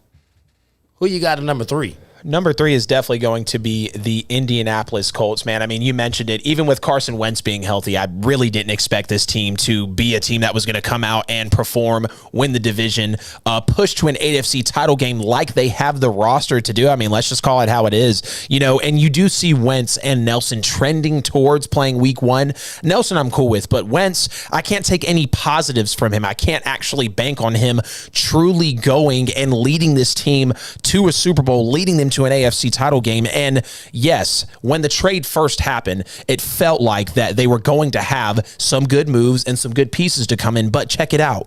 Wentz is really up in the air. You don't know what the deal is, and I think this is a team that did make it. They're going to miss it. And, I mean, unless you're just assuming Wentz is MVP caliber, this team is going to miss the playoffs this year. Oh, he's absolutely not going to be MVP caliber. Speaking at my number 3 spot, I've got the New Orleans Saints. 12-4 last year. Now no Breeze, possibly no Michael Thomas. Definitely won't have him for the beginning of the season. No Emmanuel Sanders. So you have no receiver core. Then you've got turnover-prone Jameis or a gadget guy who's more of a running back than a quarterback in Taysom Hill. This is going to be a rebuild year. Like, just like you just heard Adam go on, they're not expecting to make the playoffs. It's not going to happen. They're possibly the third, if not fourth place team in this division. So, I mean, between the Falcons and the Carolina Panthers, they might end up being at the bottom after having multiple successful years and getting right to the cusp of the mountaintop. So, I mean, this is going to be a learning year for the Saints. Like, I mean, they've had bad years. So I know all the diehard Saints fans, they've been through it. But it's that time again. Yep. So, I mean, y'all going to have to band together, make some crawfish boils, get some daiquiris. And get some paper bags. Just enjoy your Sundays and invite me over because I will come and drink those daiquiris and have the crawfish boils with you. You already know, Fees. It's going to be happening at the crib, man. You already know. You already know, brother. I'm there for that. Just so long as it's not the same time we play. I know that, man. Can't miss a pass for nothing. All right, so, man, who you got as your fourth team? I actually don't have a fourth team. I only have 3 that made but will miss it this year. I think overall, the NFL, you saw a lot of improvements throughout teams, and there are going to be some flip-flops, but I can only really throw those teams in there at the end of the day. Yeah, like the AFC is such a toss-up. Right. Like we know we got the Patriots back in. I think the AFC will flip so much from what it was last season. You know, last year you had to be 11-5 or better to make the playoffs in the AFC. Yeah. I think the AFC might see something similar to what the NFC saw last year, where you get a 500 team to make the playoffs. So when we got to call someone, they may not be 500, but at 9-8, I could possibly put the Raiders in the playoffs, but I wouldn't bet not $1 on that. Right. It's going to be one team that is like, how the hell did you get in? Because I forgot the Cowboys. I forgot the Bears made the playoffs. I'm like, hold up, 8-8, you got in? Right. Yeah, they played the Saints. Like I said, you had an 8-8 team and a 7-9 team made the playoffs. Yep. 7-9 team won a division, and the 8-8 team made the playoffs. Yep. Ball throwing it to him, and you know that Mahomes could put it anywhere that Tyreek Hill is on the field. But when you dig into Tyreek's numbers, he loves scoring touchdowns, and that is a big advantage in fantasy. 28 touchdowns from 40-plus yards in the last 4 seasons. So you're getting the points on their reception. You're getting the points on their yards, but he had 9 touchdowns. He's going to be the number 1 option all season with Julio gone, so his numbers will move up. The Falcons will more than likely be trailing in a lot of games this season. Yep. So they're going to be passing a lot. So he's going to be that option, and he's going to put up numbers. It's very often that you get wide receivers playing on teams have a great year. I think he will be your number 1 fantasy wide receiver for the season. Jamila and Wesley are going crazy about Derrick Henry and the Titans and the Steelers and Super Bowls. Y'all got to calm down in there, man. Go sit in the corner with the Duns cap, Jamila. Yeah, I mean, the fact of the matter is, goodness. the Steelers haven't won a Super Bowl since 2008, and the Titans just don't have any. So both of you go sit somewhere. Yeah. So who is your number 2 guy? Number 2, Davante Adams. Now, he does fall to number 2 because of natural regression. 300.9 fantasy points in only 14 games and 18 touchdowns last year is really hard to top. But ironically enough, I won't rule it out for the best route runner in the NFL. One of the biggest guys at the position. We know he can make a lot of catches, and we understand the skill set that Davante brings to the table. We saw what he was last year with Aaron Rodgers. But at the end of the day, another reason he could be your second best wide receiver. Let's not forget that Corey Linsley's gone. David Bakhtiari did tear his ACL, so you don't know when he's going to come back in. Rodgers could be affected by that. Like we've seen in some points in Aaron Rodgers' careers where he's taken over 40 sacks in a season. I'm not saying that's going to be the case, but you can't count that out. I think that's why he got Davante at 2. It's hard for him to top what he did last year. Yeah, man, I'm not mad at that either, but I'm taking your number 1 guy at number 2 for me. Give me Tyreek Hill. Huge play guy. 87 receptions, 1,276 yards, 15 touchdowns. That touchdown number is massive. Yep. I mean, he's easily a threat at any given week to go over 200-plus yards. In a fantasy league, he can put up quarterback-type numbers any given week. I mean, he did that in a half last year. Yeah. I think that was against Tampa Bay. He went over 200 yards in the first half. So, I mean, he's capable of that. Pat Mahomes, I mean, what else do we need to say about that guy? He's going to get him the ball. Tyreek Hill is basically uncoverable. I mean, he's absolutely one of your number 1 options. My only reason I would put Calvin Ridley over him is because there will be plenty more games for the Chiefs than the Falcons where the Chiefs have a sizable lead and they stop throwing the football. Who you got at number 3? Number 3 is Stephon Diggs, and you can even argue that Stephon Diggs would be the wide receiver 1 coming into this year, especially with him and Josh Allen clicking the way that they did, leading the NFL in receiving yards. And his touchdowns, though, are a reason that you got to put him at the 3 spot, maybe even lower for some people, but I think he's got to be a top 3 pick. And, he's small at 6 feet, so he's not going to get a lot of red zone targets. And when you look at a Tyreek, when you look at potentially a Calvin Ridley, when you look at a Davante Adams, even an Adam Thielen, they give you a lot of touchdowns that are really valuable in this fantasy game. And what's crazy enough is he was drafted as the wide receiver 20 last season on an average, came out as the wide receiver 3, and they did bring in Emmanuel Sanders and Matt Breida, so they are going to have a little bit of touches taken away from Diggs. Nothing too major, though, so he is a safe pick at number 3. Your third best wide receiver off the board in your draft. Yeah, I don't think that Emmanuel Sanders and Breida actually are a bad thing, because I also have Stephon Diggs at number 3. Right. With 127 receptions, 1,500 plus yards, and 8 touchdowns in a PPR league. Led the league in catches, right? Yeah, 127 receptions. He was catching everything. Right. But he led in yards also. Yep. He led in both. And I want to say targets, right? Yeah. Yeah, he just ate it up last year from Josh Allen. Only thing he didn't lead in was touchdowns, but bringing in another weapon is actually going to take a little attention off of him, so he may actually get more production, because, they throw the ball a lot out there in Buffalo. Absolutely. Josh Allen he's attempting to have an MVP caliber season. The Buffalo Bills have Super Bowl aspirations. They're going to be looking to stick it to teams and run it up, and they might be one of those squads that actually take leads and they keep throwing the ball. Right. I think he's going to have another great season just like he did last year. He's going to keep running scores up. He is absolutely a great fantasy pick. If the other 2 guys are off the board, go with Stephon Diggs. 100%. Who you got at number 4? DeAndre Hopkins. And with as lethal as D-Hop is, he did only have 6 touchdowns last year, but I think that does increase with Kyler getting a full offseason, building that chemistry, and just being on the same page overall with DeAndre Hopkins. And you're going to have Kyler healthy potentially all year, which is really going to be a major factor. But when you talk about consistency with DeAndre Hopkins, it's absolutely unmatched. 150 plus targets in 6 straight years, 14 plus points per game in 5 of the last 6 years. You can't argue with that. He's a major threat anywhere on the field. He'll make any catch. Best hands in the NFL. He's DeAndre Hopkins. We know who he is, from the Texans to the Cardinals and whoever else it might be. This is your wide receiver 4 off the board in your draft. Okay, my wide receiver 4 off the board is Davante Adams. 115 receptions, 1,374 yards. He was actually tied with Calvin Ridley for yards. 18 touchdowns. Ridiculous. The touchdown number is just massive. That's killing in any fantasy league. Yep. He's got Aaron Rodgers. He's his favorite target. He runs great routes, has great hands, and he's got a nose for the end zone, obviously getting 18 touchdowns. So, he's a great pick. I just think these 3 guys ahead of him will get more work than what he will this season. Only reason I've moved him down the board, if any of these guys are gone, Davante Adams, absolutely. And you probably get someone else to pick Davante before the other ones anyway. Right. Just off of namesake and the fact that he had 18 touchdowns, they'll take him. So, hey, if he's available, pick him up. If not, get one of these other guys. 100%. Who you got at 5? Number 5, I'm going to go out on a limb here and say DK Metcalf. You see year 3 is usually a big time when wide receivers really jump off the page, and this is year 3 coming up for DK. He finished as the wide receiver 2 or better in 50% of his games, so he shows you that consistency there. And that's as a sophomore in the best division in football. Walking into year 3, I think DK Metcalf is going to be absolutely huge.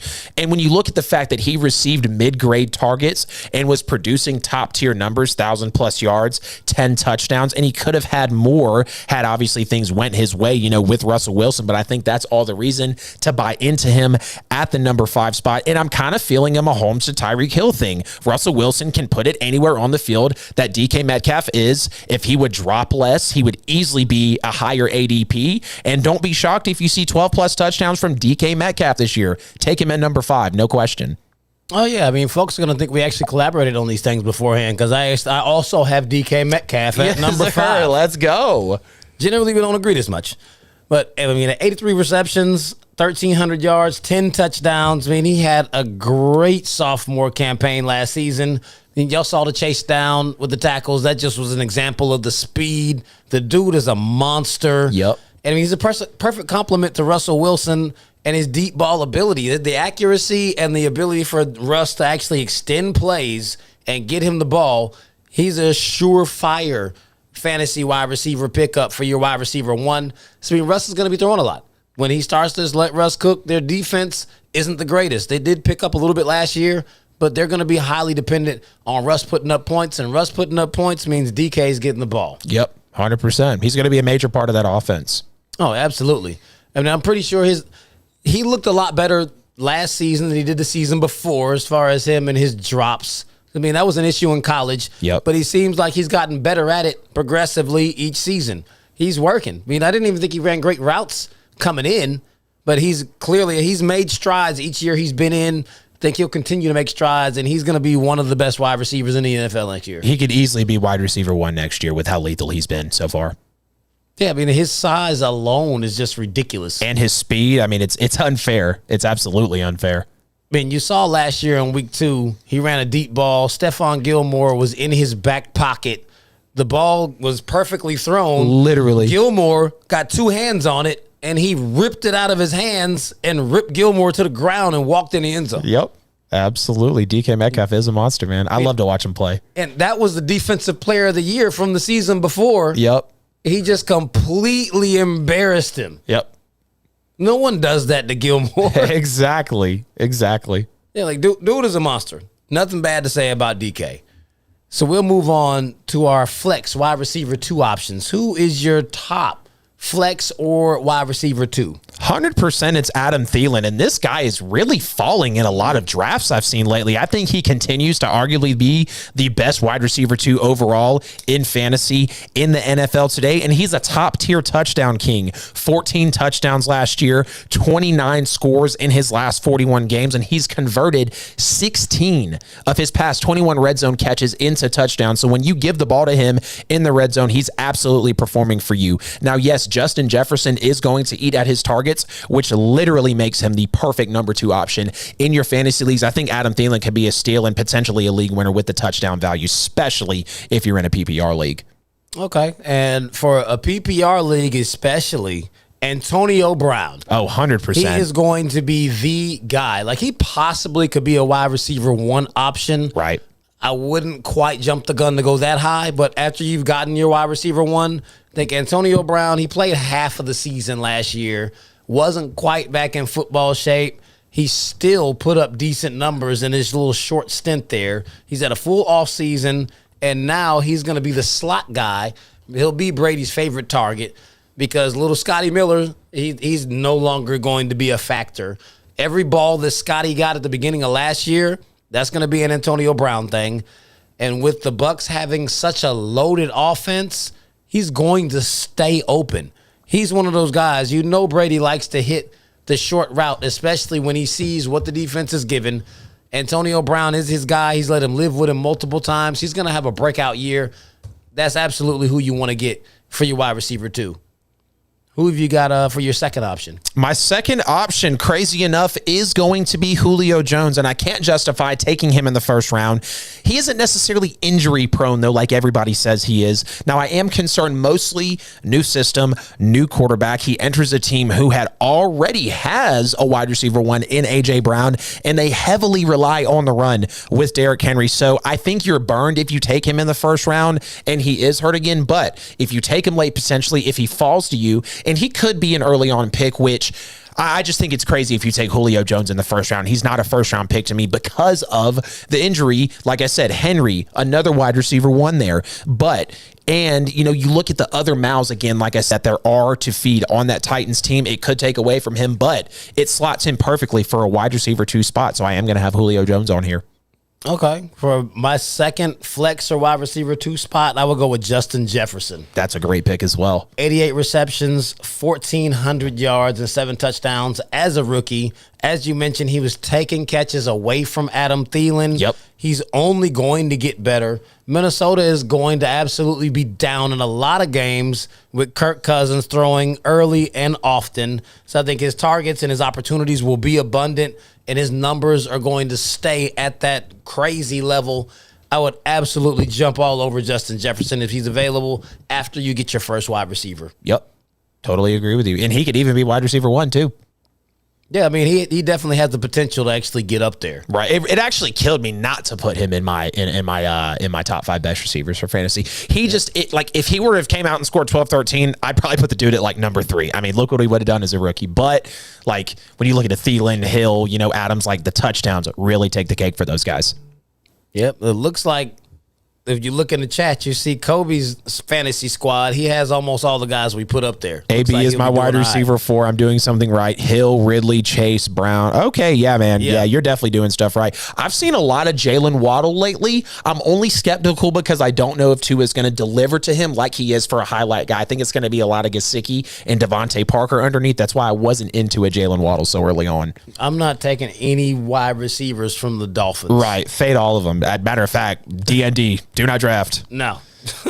Who you got at number 3? Number 3 for me is going to be Kenny Golladay, and some say the book is out for Kenny G because all the mouths to feed in New York, bad offensive line. What about Daniel Jones? But at the end of the day, you can't act like Kenny Golladay isn't going to be the number 1 target on this team. Sterling Shepard is not that guy. Kadarius Toney is a rookie, and Kyle Rudolph really at the end of the day is a mystery right now. And outside of Saquon, Kenny G I think is the most talented weapon on that offense right now. And at the end of the day, he's looking like a low-end wide receiver 2 in my book, as Daniel Jones does play into his success a lot. You have to take that into account because if he doesn't take the leap, he's going to be a bust for you. But I think if Daniel Jones even just takes a small leap to be decent, you're looking at 1,000 yards and 5 touchdowns. Out of your wide receiver 2, or maybe even a 3, you can't argue with that. I've got Kenny Golladay on this list. I mean, that's not a bad pick. I wouldn't go with Kenny, though. Just because, I don't know how much faith I have in Daniel Jones. Right. I've got A.J. Brown in my number 3 spot because of the fact that I think Julio is actually going to be wide receiver 1 for the Titans. He will draw the best defender from every team they play against and possibly the double team, and that's going to let A.J. Brown eat. Yep. You run the play action to Derrick Henry, A.J. Brown is going to be the recipient of most of those passes because they're going to be trying to make sure Julio doesn't get off. Yep. I mean, you look across the line, you're like, all right, well, Julio, you're more scared of him than A.J. Brown, even though he is just as massive a wide receiver. He doesn't strike the same fear in you as potentially what Julio could do. So I think this will be a breakout fantasy year. It's going to be a great year for A.J. Brown, period, because of Julio over there. Yep. He's now going to be drawing the second and third DB, and he's going to eat. 100%. No, absolutely, man. So who you got at number 4? Number 4 is going to be Tyler Lockett, and believe it or not, he's the only other wide receiver besides Davante Adams with 100-plus catches, 1,000-plus yards, and 10-plus touchdowns. But per usual, when you take a look at Tyler Lockett, he always defines himself with crazy inconsistency. Believe it or not, almost 50% of his production last year came in just 2 or 3 games where he had 3 touchdowns each, 150, 200 yards. And at the end of the day, when he is hitting you with that inconsistency, that's what slates him towards the bottom of your rounds for a wide receiver too, maybe in a 3 spot, or even a potential streamer. But I don't think Tyler Lockett should be a guy that you really bank on because of the inconsistency. But you never know what Seattle could try to do this year because they did get figured out towards the end of the season with the offense. And you could be looking at new looks for Tyler Lockett, which is why I think he is worth a pick for your wide receiver 2 in your fantasy draft.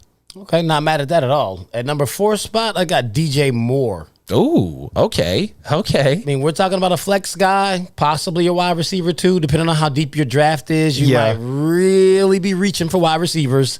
DJ Moore has 66 catches for almost 1,200 yards and 4 touchdowns last year. He didn't put up a lot of touchdowns, but he did have a lot of yards. And we're looking at last year, he was out there with no Christian McCaffrey. He had Teddy Bridgewater, the first year of Matt Rule and Joe Brady. Now you brought in Sam Darnold.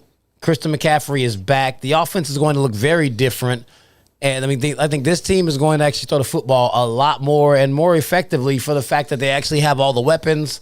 Sam Darnold really has a chip on his shoulder. He's got a lot to prove leaving from the Jets. I mean, they passed on him and then picked up another quarterback. So I think he's going to have a breakout year for him. This will probably be the best year that he's had in the NFL because he's never had weapons like this around him. Right. He's got a better coaching staff, better weapons, better line. That fares well for the wide receivers playing on that team. I think DJ Moore is going to be a clutch flex option. Who you got at 5? Number 5 for me, my friend, is Bobby Trees, Robert Woods with the LA Rams. Now, you are a little unsure about the whole quarterback situation. Is it an upgrade? I don't necessarily think it's an upgrade, maybe better talent overall, but at the end of the day, still can't perform on big stages, still underachievers for the most part outside of maybe a season or two. Talking about Stafford and Goff, and I still have to see it from Matthew Stafford at the end of the day. And when you look at how Goff and Woods played together, it was a lot of dink and dunk, and Matthew Stafford loves to let it loose, let it get down the field. So you could be looking for maybe a Cooper Kupp or a Van Jefferson that could be looking for deep shots from Matthew Stafford. Now, the reason Robert Woods is at my number 5 on a flex spot is he has finished in the wide receiver 10 to 16 range in fantasy points in each of his last 3 seasons. So he's got that consistent, hey, you can fall back on me, maybe even catch me on the wire, or at least stream me to where I can put up fantasy points for you and steal a game or two. He continues to outperform his ADP every single year, and I don't think you can deny Bobby Trees as a good wide receiver 2 option for you. Okay, I'm not mad at Robert Woods. I mean, he's a USC guy. Oh, yeah, you got love for him then. You definitely got love for him. But he's not on my list. Right. Tyler Lockett at number 5 for me. Just like you said, 100 receptions, 1,000 yards, 10 touchdowns. There's going to be plenty of love to go around because Russell Wilson will easily throw over 4,000. I mean, with an extra game, he might be one of the guys that throw over 5,000 yards this season because we'll probably get a lot more 5,000-yard passers with an extra game. I don't think it'll be any problem for him to eat. Teams are worried about DK. DK's so fast, you just can't stop him. He's fast and he's big. But Tyler eats because you're putting so much focus on DK. So he's absolutely a very, very clutch flex option. If Agreed. He's still available when you're looking around for wide receivers, definitely pick him up. Yep. So now we get to the part that'll probably piss a few people off. But do not draft if you're list. looking to play fantasy and you want to really play it well, this is where you listen. Your 5 receivers to stay away from. Who you got at the top of that list? Number 1, Hollywood Brown, 28th strength of schedule, extremely run-centric offense, and he has yet to really be that wide receiver 1 that the Ravens brought him in to be. He's small, hands are suspect, and he can't use his size whatsoever because, like I mentioned, he's a small receiver. Only 1 game over 100 yards for him last year with Lamar Jackson, and Baltimore has drafted a notable receiver each of the last 2 years. Rashad Bateman, Devin Duvernay. They're still looking for pass-catching talent. Mark Andrews is always going to be the wide receiver 1 option for Lamar Jackson. So definitely fade Hollywood Brown. I do not touch him in this draft. Yeah, I agree with that. Didn't think about him. I should have put him on my list. Amari Cooper at number 1. Multiple ankle injuries this offseason. Right. CeeDee Lamb, Michael Gallup, and we don't know what's up with Dak's shoulder. I mean, this could be a terrible year for Dallas wide receivers, but in particular, Amari Cooper. Right. He's going to be the wide receiver 1. So if he comes out there laboring an ankle injury, this could be a breakout year for CeeDee Lamb. But then if we don't have, if there's no Dak, Amari's not eating. None of them are going to eat. Right. It's just going to be a run-heavy year. So who you got at number 2? Number 2, Brandon Cooks. And, he has numbers, oddly enough, in the class of a DeAndre Hopkins, Mike Evans, Davante Adams in terms of consistency and yards. And he's done it with 4 different quarterbacks. So that's definitely something to speak to. But Deshaun Watson's not going to be playing for the Texans this year. And when you look at the Texans having projected the worst scoring offense in the NFL, couple that with they're probably going to be contending for the number 1 pick next year, you absolutely stay away from Brandon Cooks. No value, no hope, nothing. Do not touch him whatsoever. Oh, I couldn't agree more. At number 2, I've got Chris Godwin. Oh, wow, that's another shocker. AB is going to take away at least half of his targets. With a full season and an off season, he's Brady's guy. Brady has let AB stay at his house multiple times in New England and in Tampa. Right. Chris Godwin is going to be the odd man out with an extremely loaded wide receiver core and just a loaded offense, period. He's going to get edged out. Yep. Who you got at 3? Number 3, Odell Beckham Jr., 29th strength of schedule, so that's not in his favor at all. And overall, I'm just going to fade all Browns pass catchers for this year. They're an extremely run-centric team, especially a guy who's only played 39 of his last 67 potential games for his teams. Now, he is one of the twitchiest and best route runners in the NFL. When you couple that with an ACL injury, you can't bank on him coming back elite and being that effective OBJ that he's made a name for. Best O-line in football. They play much better when the ball's not in Baker's hands. There is a Jarvis Landry, a Hooper, and Njoku, and I just think he loses touches and doesn't get them in general, so totally staying away from OBJ, especially off the injury. Yeah, not mad at that at all. At number 3, I got Brandon Cooks for every reason you gave. But first and foremost, no Watson, no way. Yep. No passing happening there. Yeah.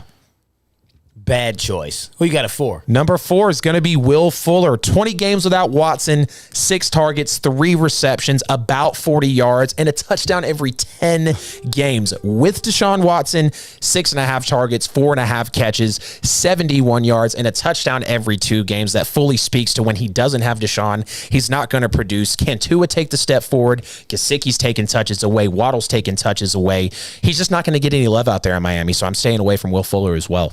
None. Definitely couldn't agree with that more. At number 4, this one's going to piss Jamila off. Juju Smith-Schuster, and he's one of my guys. He's a USC guy. He's just not proven that he has number 1 wide receiver talent. I mean, they got Claypool running right up his neck. He has way better production because all the coverage is actually on Juju. Yep. Juju cannot get open with the league's top defenders covering him. Terrible fantasy pick. Stay away from Juju. Who you got at 5? Number 5, do not draft Michael Thomas whatsoever. Once a number 1 overall pick potentially in fantasy, now he's on multiple do not draft lists all around the league. There isn't speculation around his talent. You wonder about the injuries, suspensions, no touchdowns last year, 40 catches, quarterback battle in New Orleans, no weapons whatsoever. It piles up for Michael Thomas. You mentioned with Alvin Kamara potentially being a bust. I say you stay away from Michael Thomas as well. Do not draft him at all. Not even a waiver, pickup, nothing. Don't touch Michael Thomas this year. Yeah, definitely. I mean, unless he gets traded to Seattle. Then you don't want to pick him up. It's just so casual with that. My number 5 guy is Marquez Valdez-Scantling. MVS. He has like 1 or 2 big games a season where it's like, oh my God, then you'll pick him up off the waiver wire and then you put him in and he'll score 2 points for like 4 consecutive weeks and destroy your fantasy league. He will put up a big game here or there. You have no possible way of figuring out when it's going to be. Don't draft Valdez-Scantling. As a matter of fact, don't even pick him up off of waivers. So, man, we got about 10, 12 minutes left.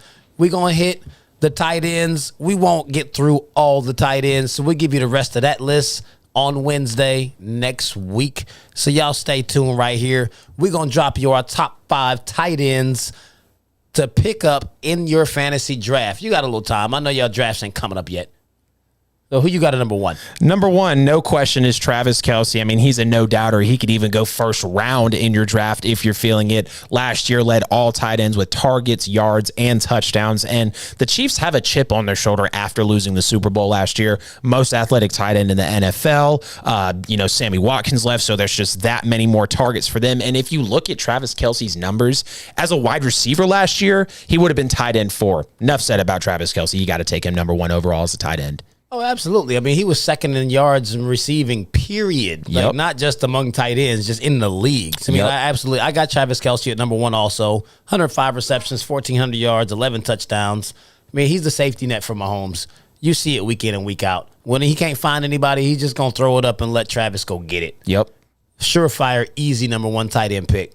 Who you got at number 2? Number 2 is going to be Darren Waller, one of just 5 tight ends in NFL history with 2 seasons of 90-plus catches. And the Raiders trail a lot. Waller is Carr's fail-safe. There's no question. We've seen him do it. Ate up the Saints last year in week 2 when Waller had over 100 yards. And crazy enough, he did tie Travis Kelce last year in targets and catches. Led all tight ends with 27 red zone attempts and 21 catches. Really a Travis Kelce 2.0. I mean, we can't say enough about Waller. You got to take him.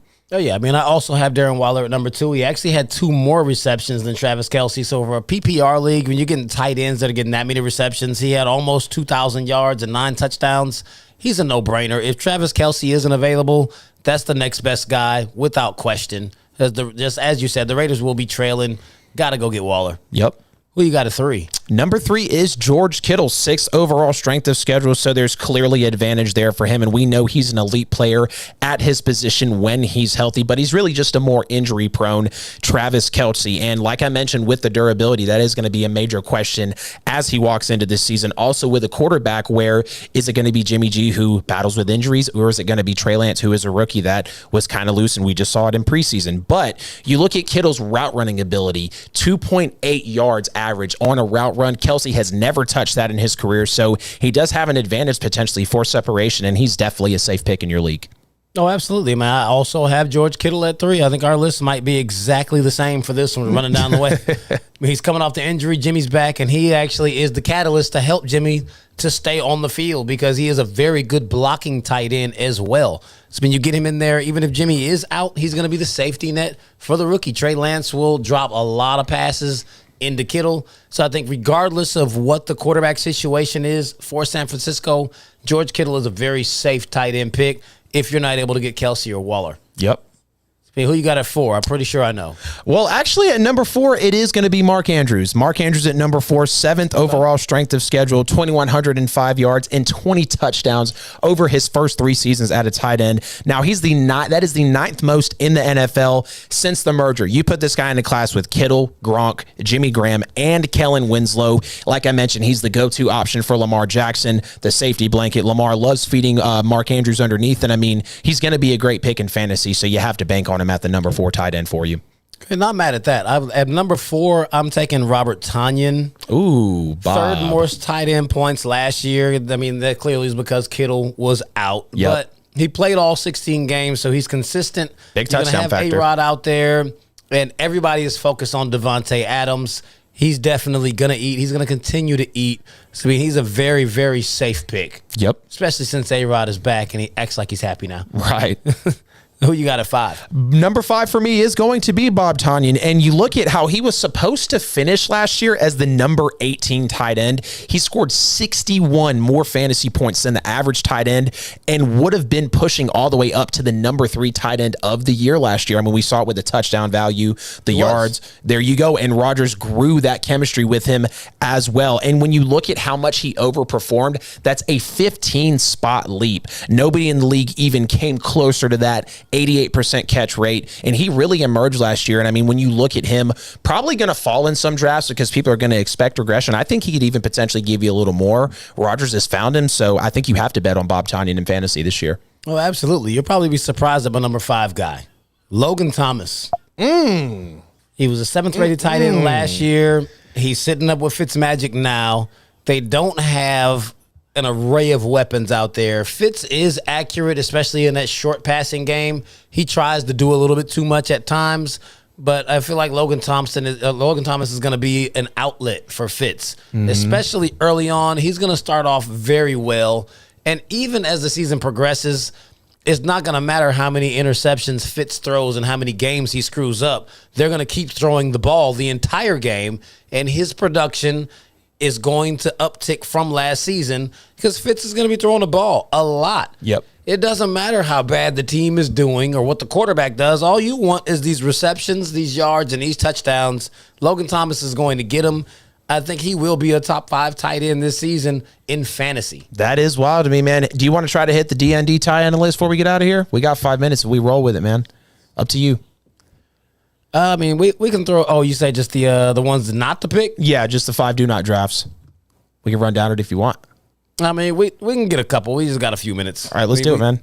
You go off the top with it first. Number 1 that you wouldn't draft. Number 1, don't draft tight end, Rob Gronkowski. Yep. I mean, Tampa Bay is just completely loaded. They don't actually need Gronk, but he's a safety net for big games, aka the playoffs. Yep. He's a blocking tight end. They'll throw the ball to Cameron Brate, and O.J. Howard will get a lot of snaps. They're going to be winning big a lot, and he's going to take a lot of time off the field. He'll be a horrible fantasy option. He'll have a couple of big games, and you'll have no clue where they're going to come. Yep. He's not going to be worth you drafting.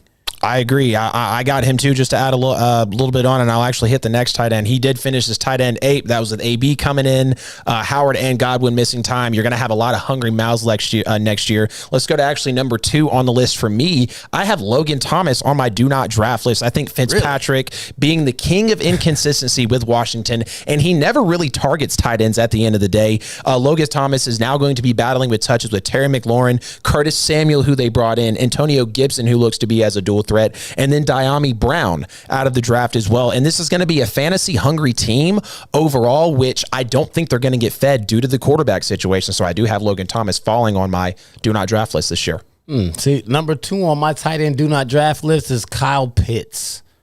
The rookie. He's a huge target on his back. Yep. I mean, no team Totally is going agree to with want to you. let him get off at all. He was the number 4 overall draft pick, highest drafted tight end ever. New head coach, is an unfamiliar offense for both him and the quarterback, along with everyone else in this system. I don't think it's going to be a big year for him. Calvin Ridley is the only one who's going to eat on that offense. I wouldn't take him. Yep. Yes, I mean, who you got at 3? Number 3 will be Zach Ertz. Real quick, though, like you did say about Kyle Pitts, man. So everyone's talking about Kyle Pitts, and here's just something to really put it in perspective. Last 18 seasons, only 2 tight ends, one of them being Evan Ingram, had more than 600 yards in their first year. Some people are saying Pitts as high as the tight end 4. When you look at the tight end 4 from last year, TJ Hawkinson, 723 yards and 6 touchdowns, numbers that only one rookie, again, Evan Ingram, has touched since 1988. Over the last 3 seasons, the tight end 4 has averaged 204 fantasy points. Now we're talking about a 17-game season. No rookie tight end has done that since Mike Ditka in 1961. To draft Kyle Pitts as high as tight end 4, maybe he's a second-round tight end. Maybe he's a late one for you, a streamer, a guy that you can get later on. He won't fall like that because of how high everyone is drafting him. But if for some reason he can and he does pop, then Kyle Pitts is absolutely going to be worth it. But it's really against the odds. Hard numbers tell you that Kyle Pitts really isn't going to catch a wave until 2 or maybe even 3 years down the road. Yeah, man, I can definitely agree with that. 100%. Before we get out of here, I'm going to give you my number 3 guy, which will be Hunter Henry.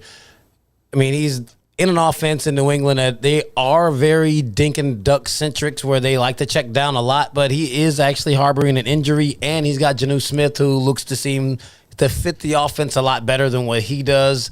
And just to be quite frank with you, picking fantasy players from New England is a terrible idea, and it's always has been every year. You never know which player that they're going to feature each week. They'll kill you. Yep. Like the stay away from Hunter Henry. He might have a good year, but not fantasy wise. Right. So, man, we almost up out of here. We only got about a minute and a half or so left. Hey, man, we appreciate all y'all every week for tuning in to Petty Sports. Y'all know how to find me on Facebook, Instagram, Twitter, YouTube, everywhere. It's Famous Fees. Y'all know what time it is. Hey, man, next week, y'all make sure y'all call in. Make sure y'all like, share, subscribe. Tell your friends to subscribe. Man, until next week, Wednesday, we out. Petty Sports, man. Appreciate y'all tuning in on a Tuesday night, fully loaded NFL show. Check the link, guys. All social media bios, every bit of content. Subscribe, like Fee said. Really push it up on YouTube for us. You guys been doing great, and we're just pushing towards that goal to make the show even better for you guys. Be sure to call next week, like Fee said. Appreciate the chat room activity. We'll see y'all next week with another loaded NFL edition of Petty Sports. We'll see y'all next time.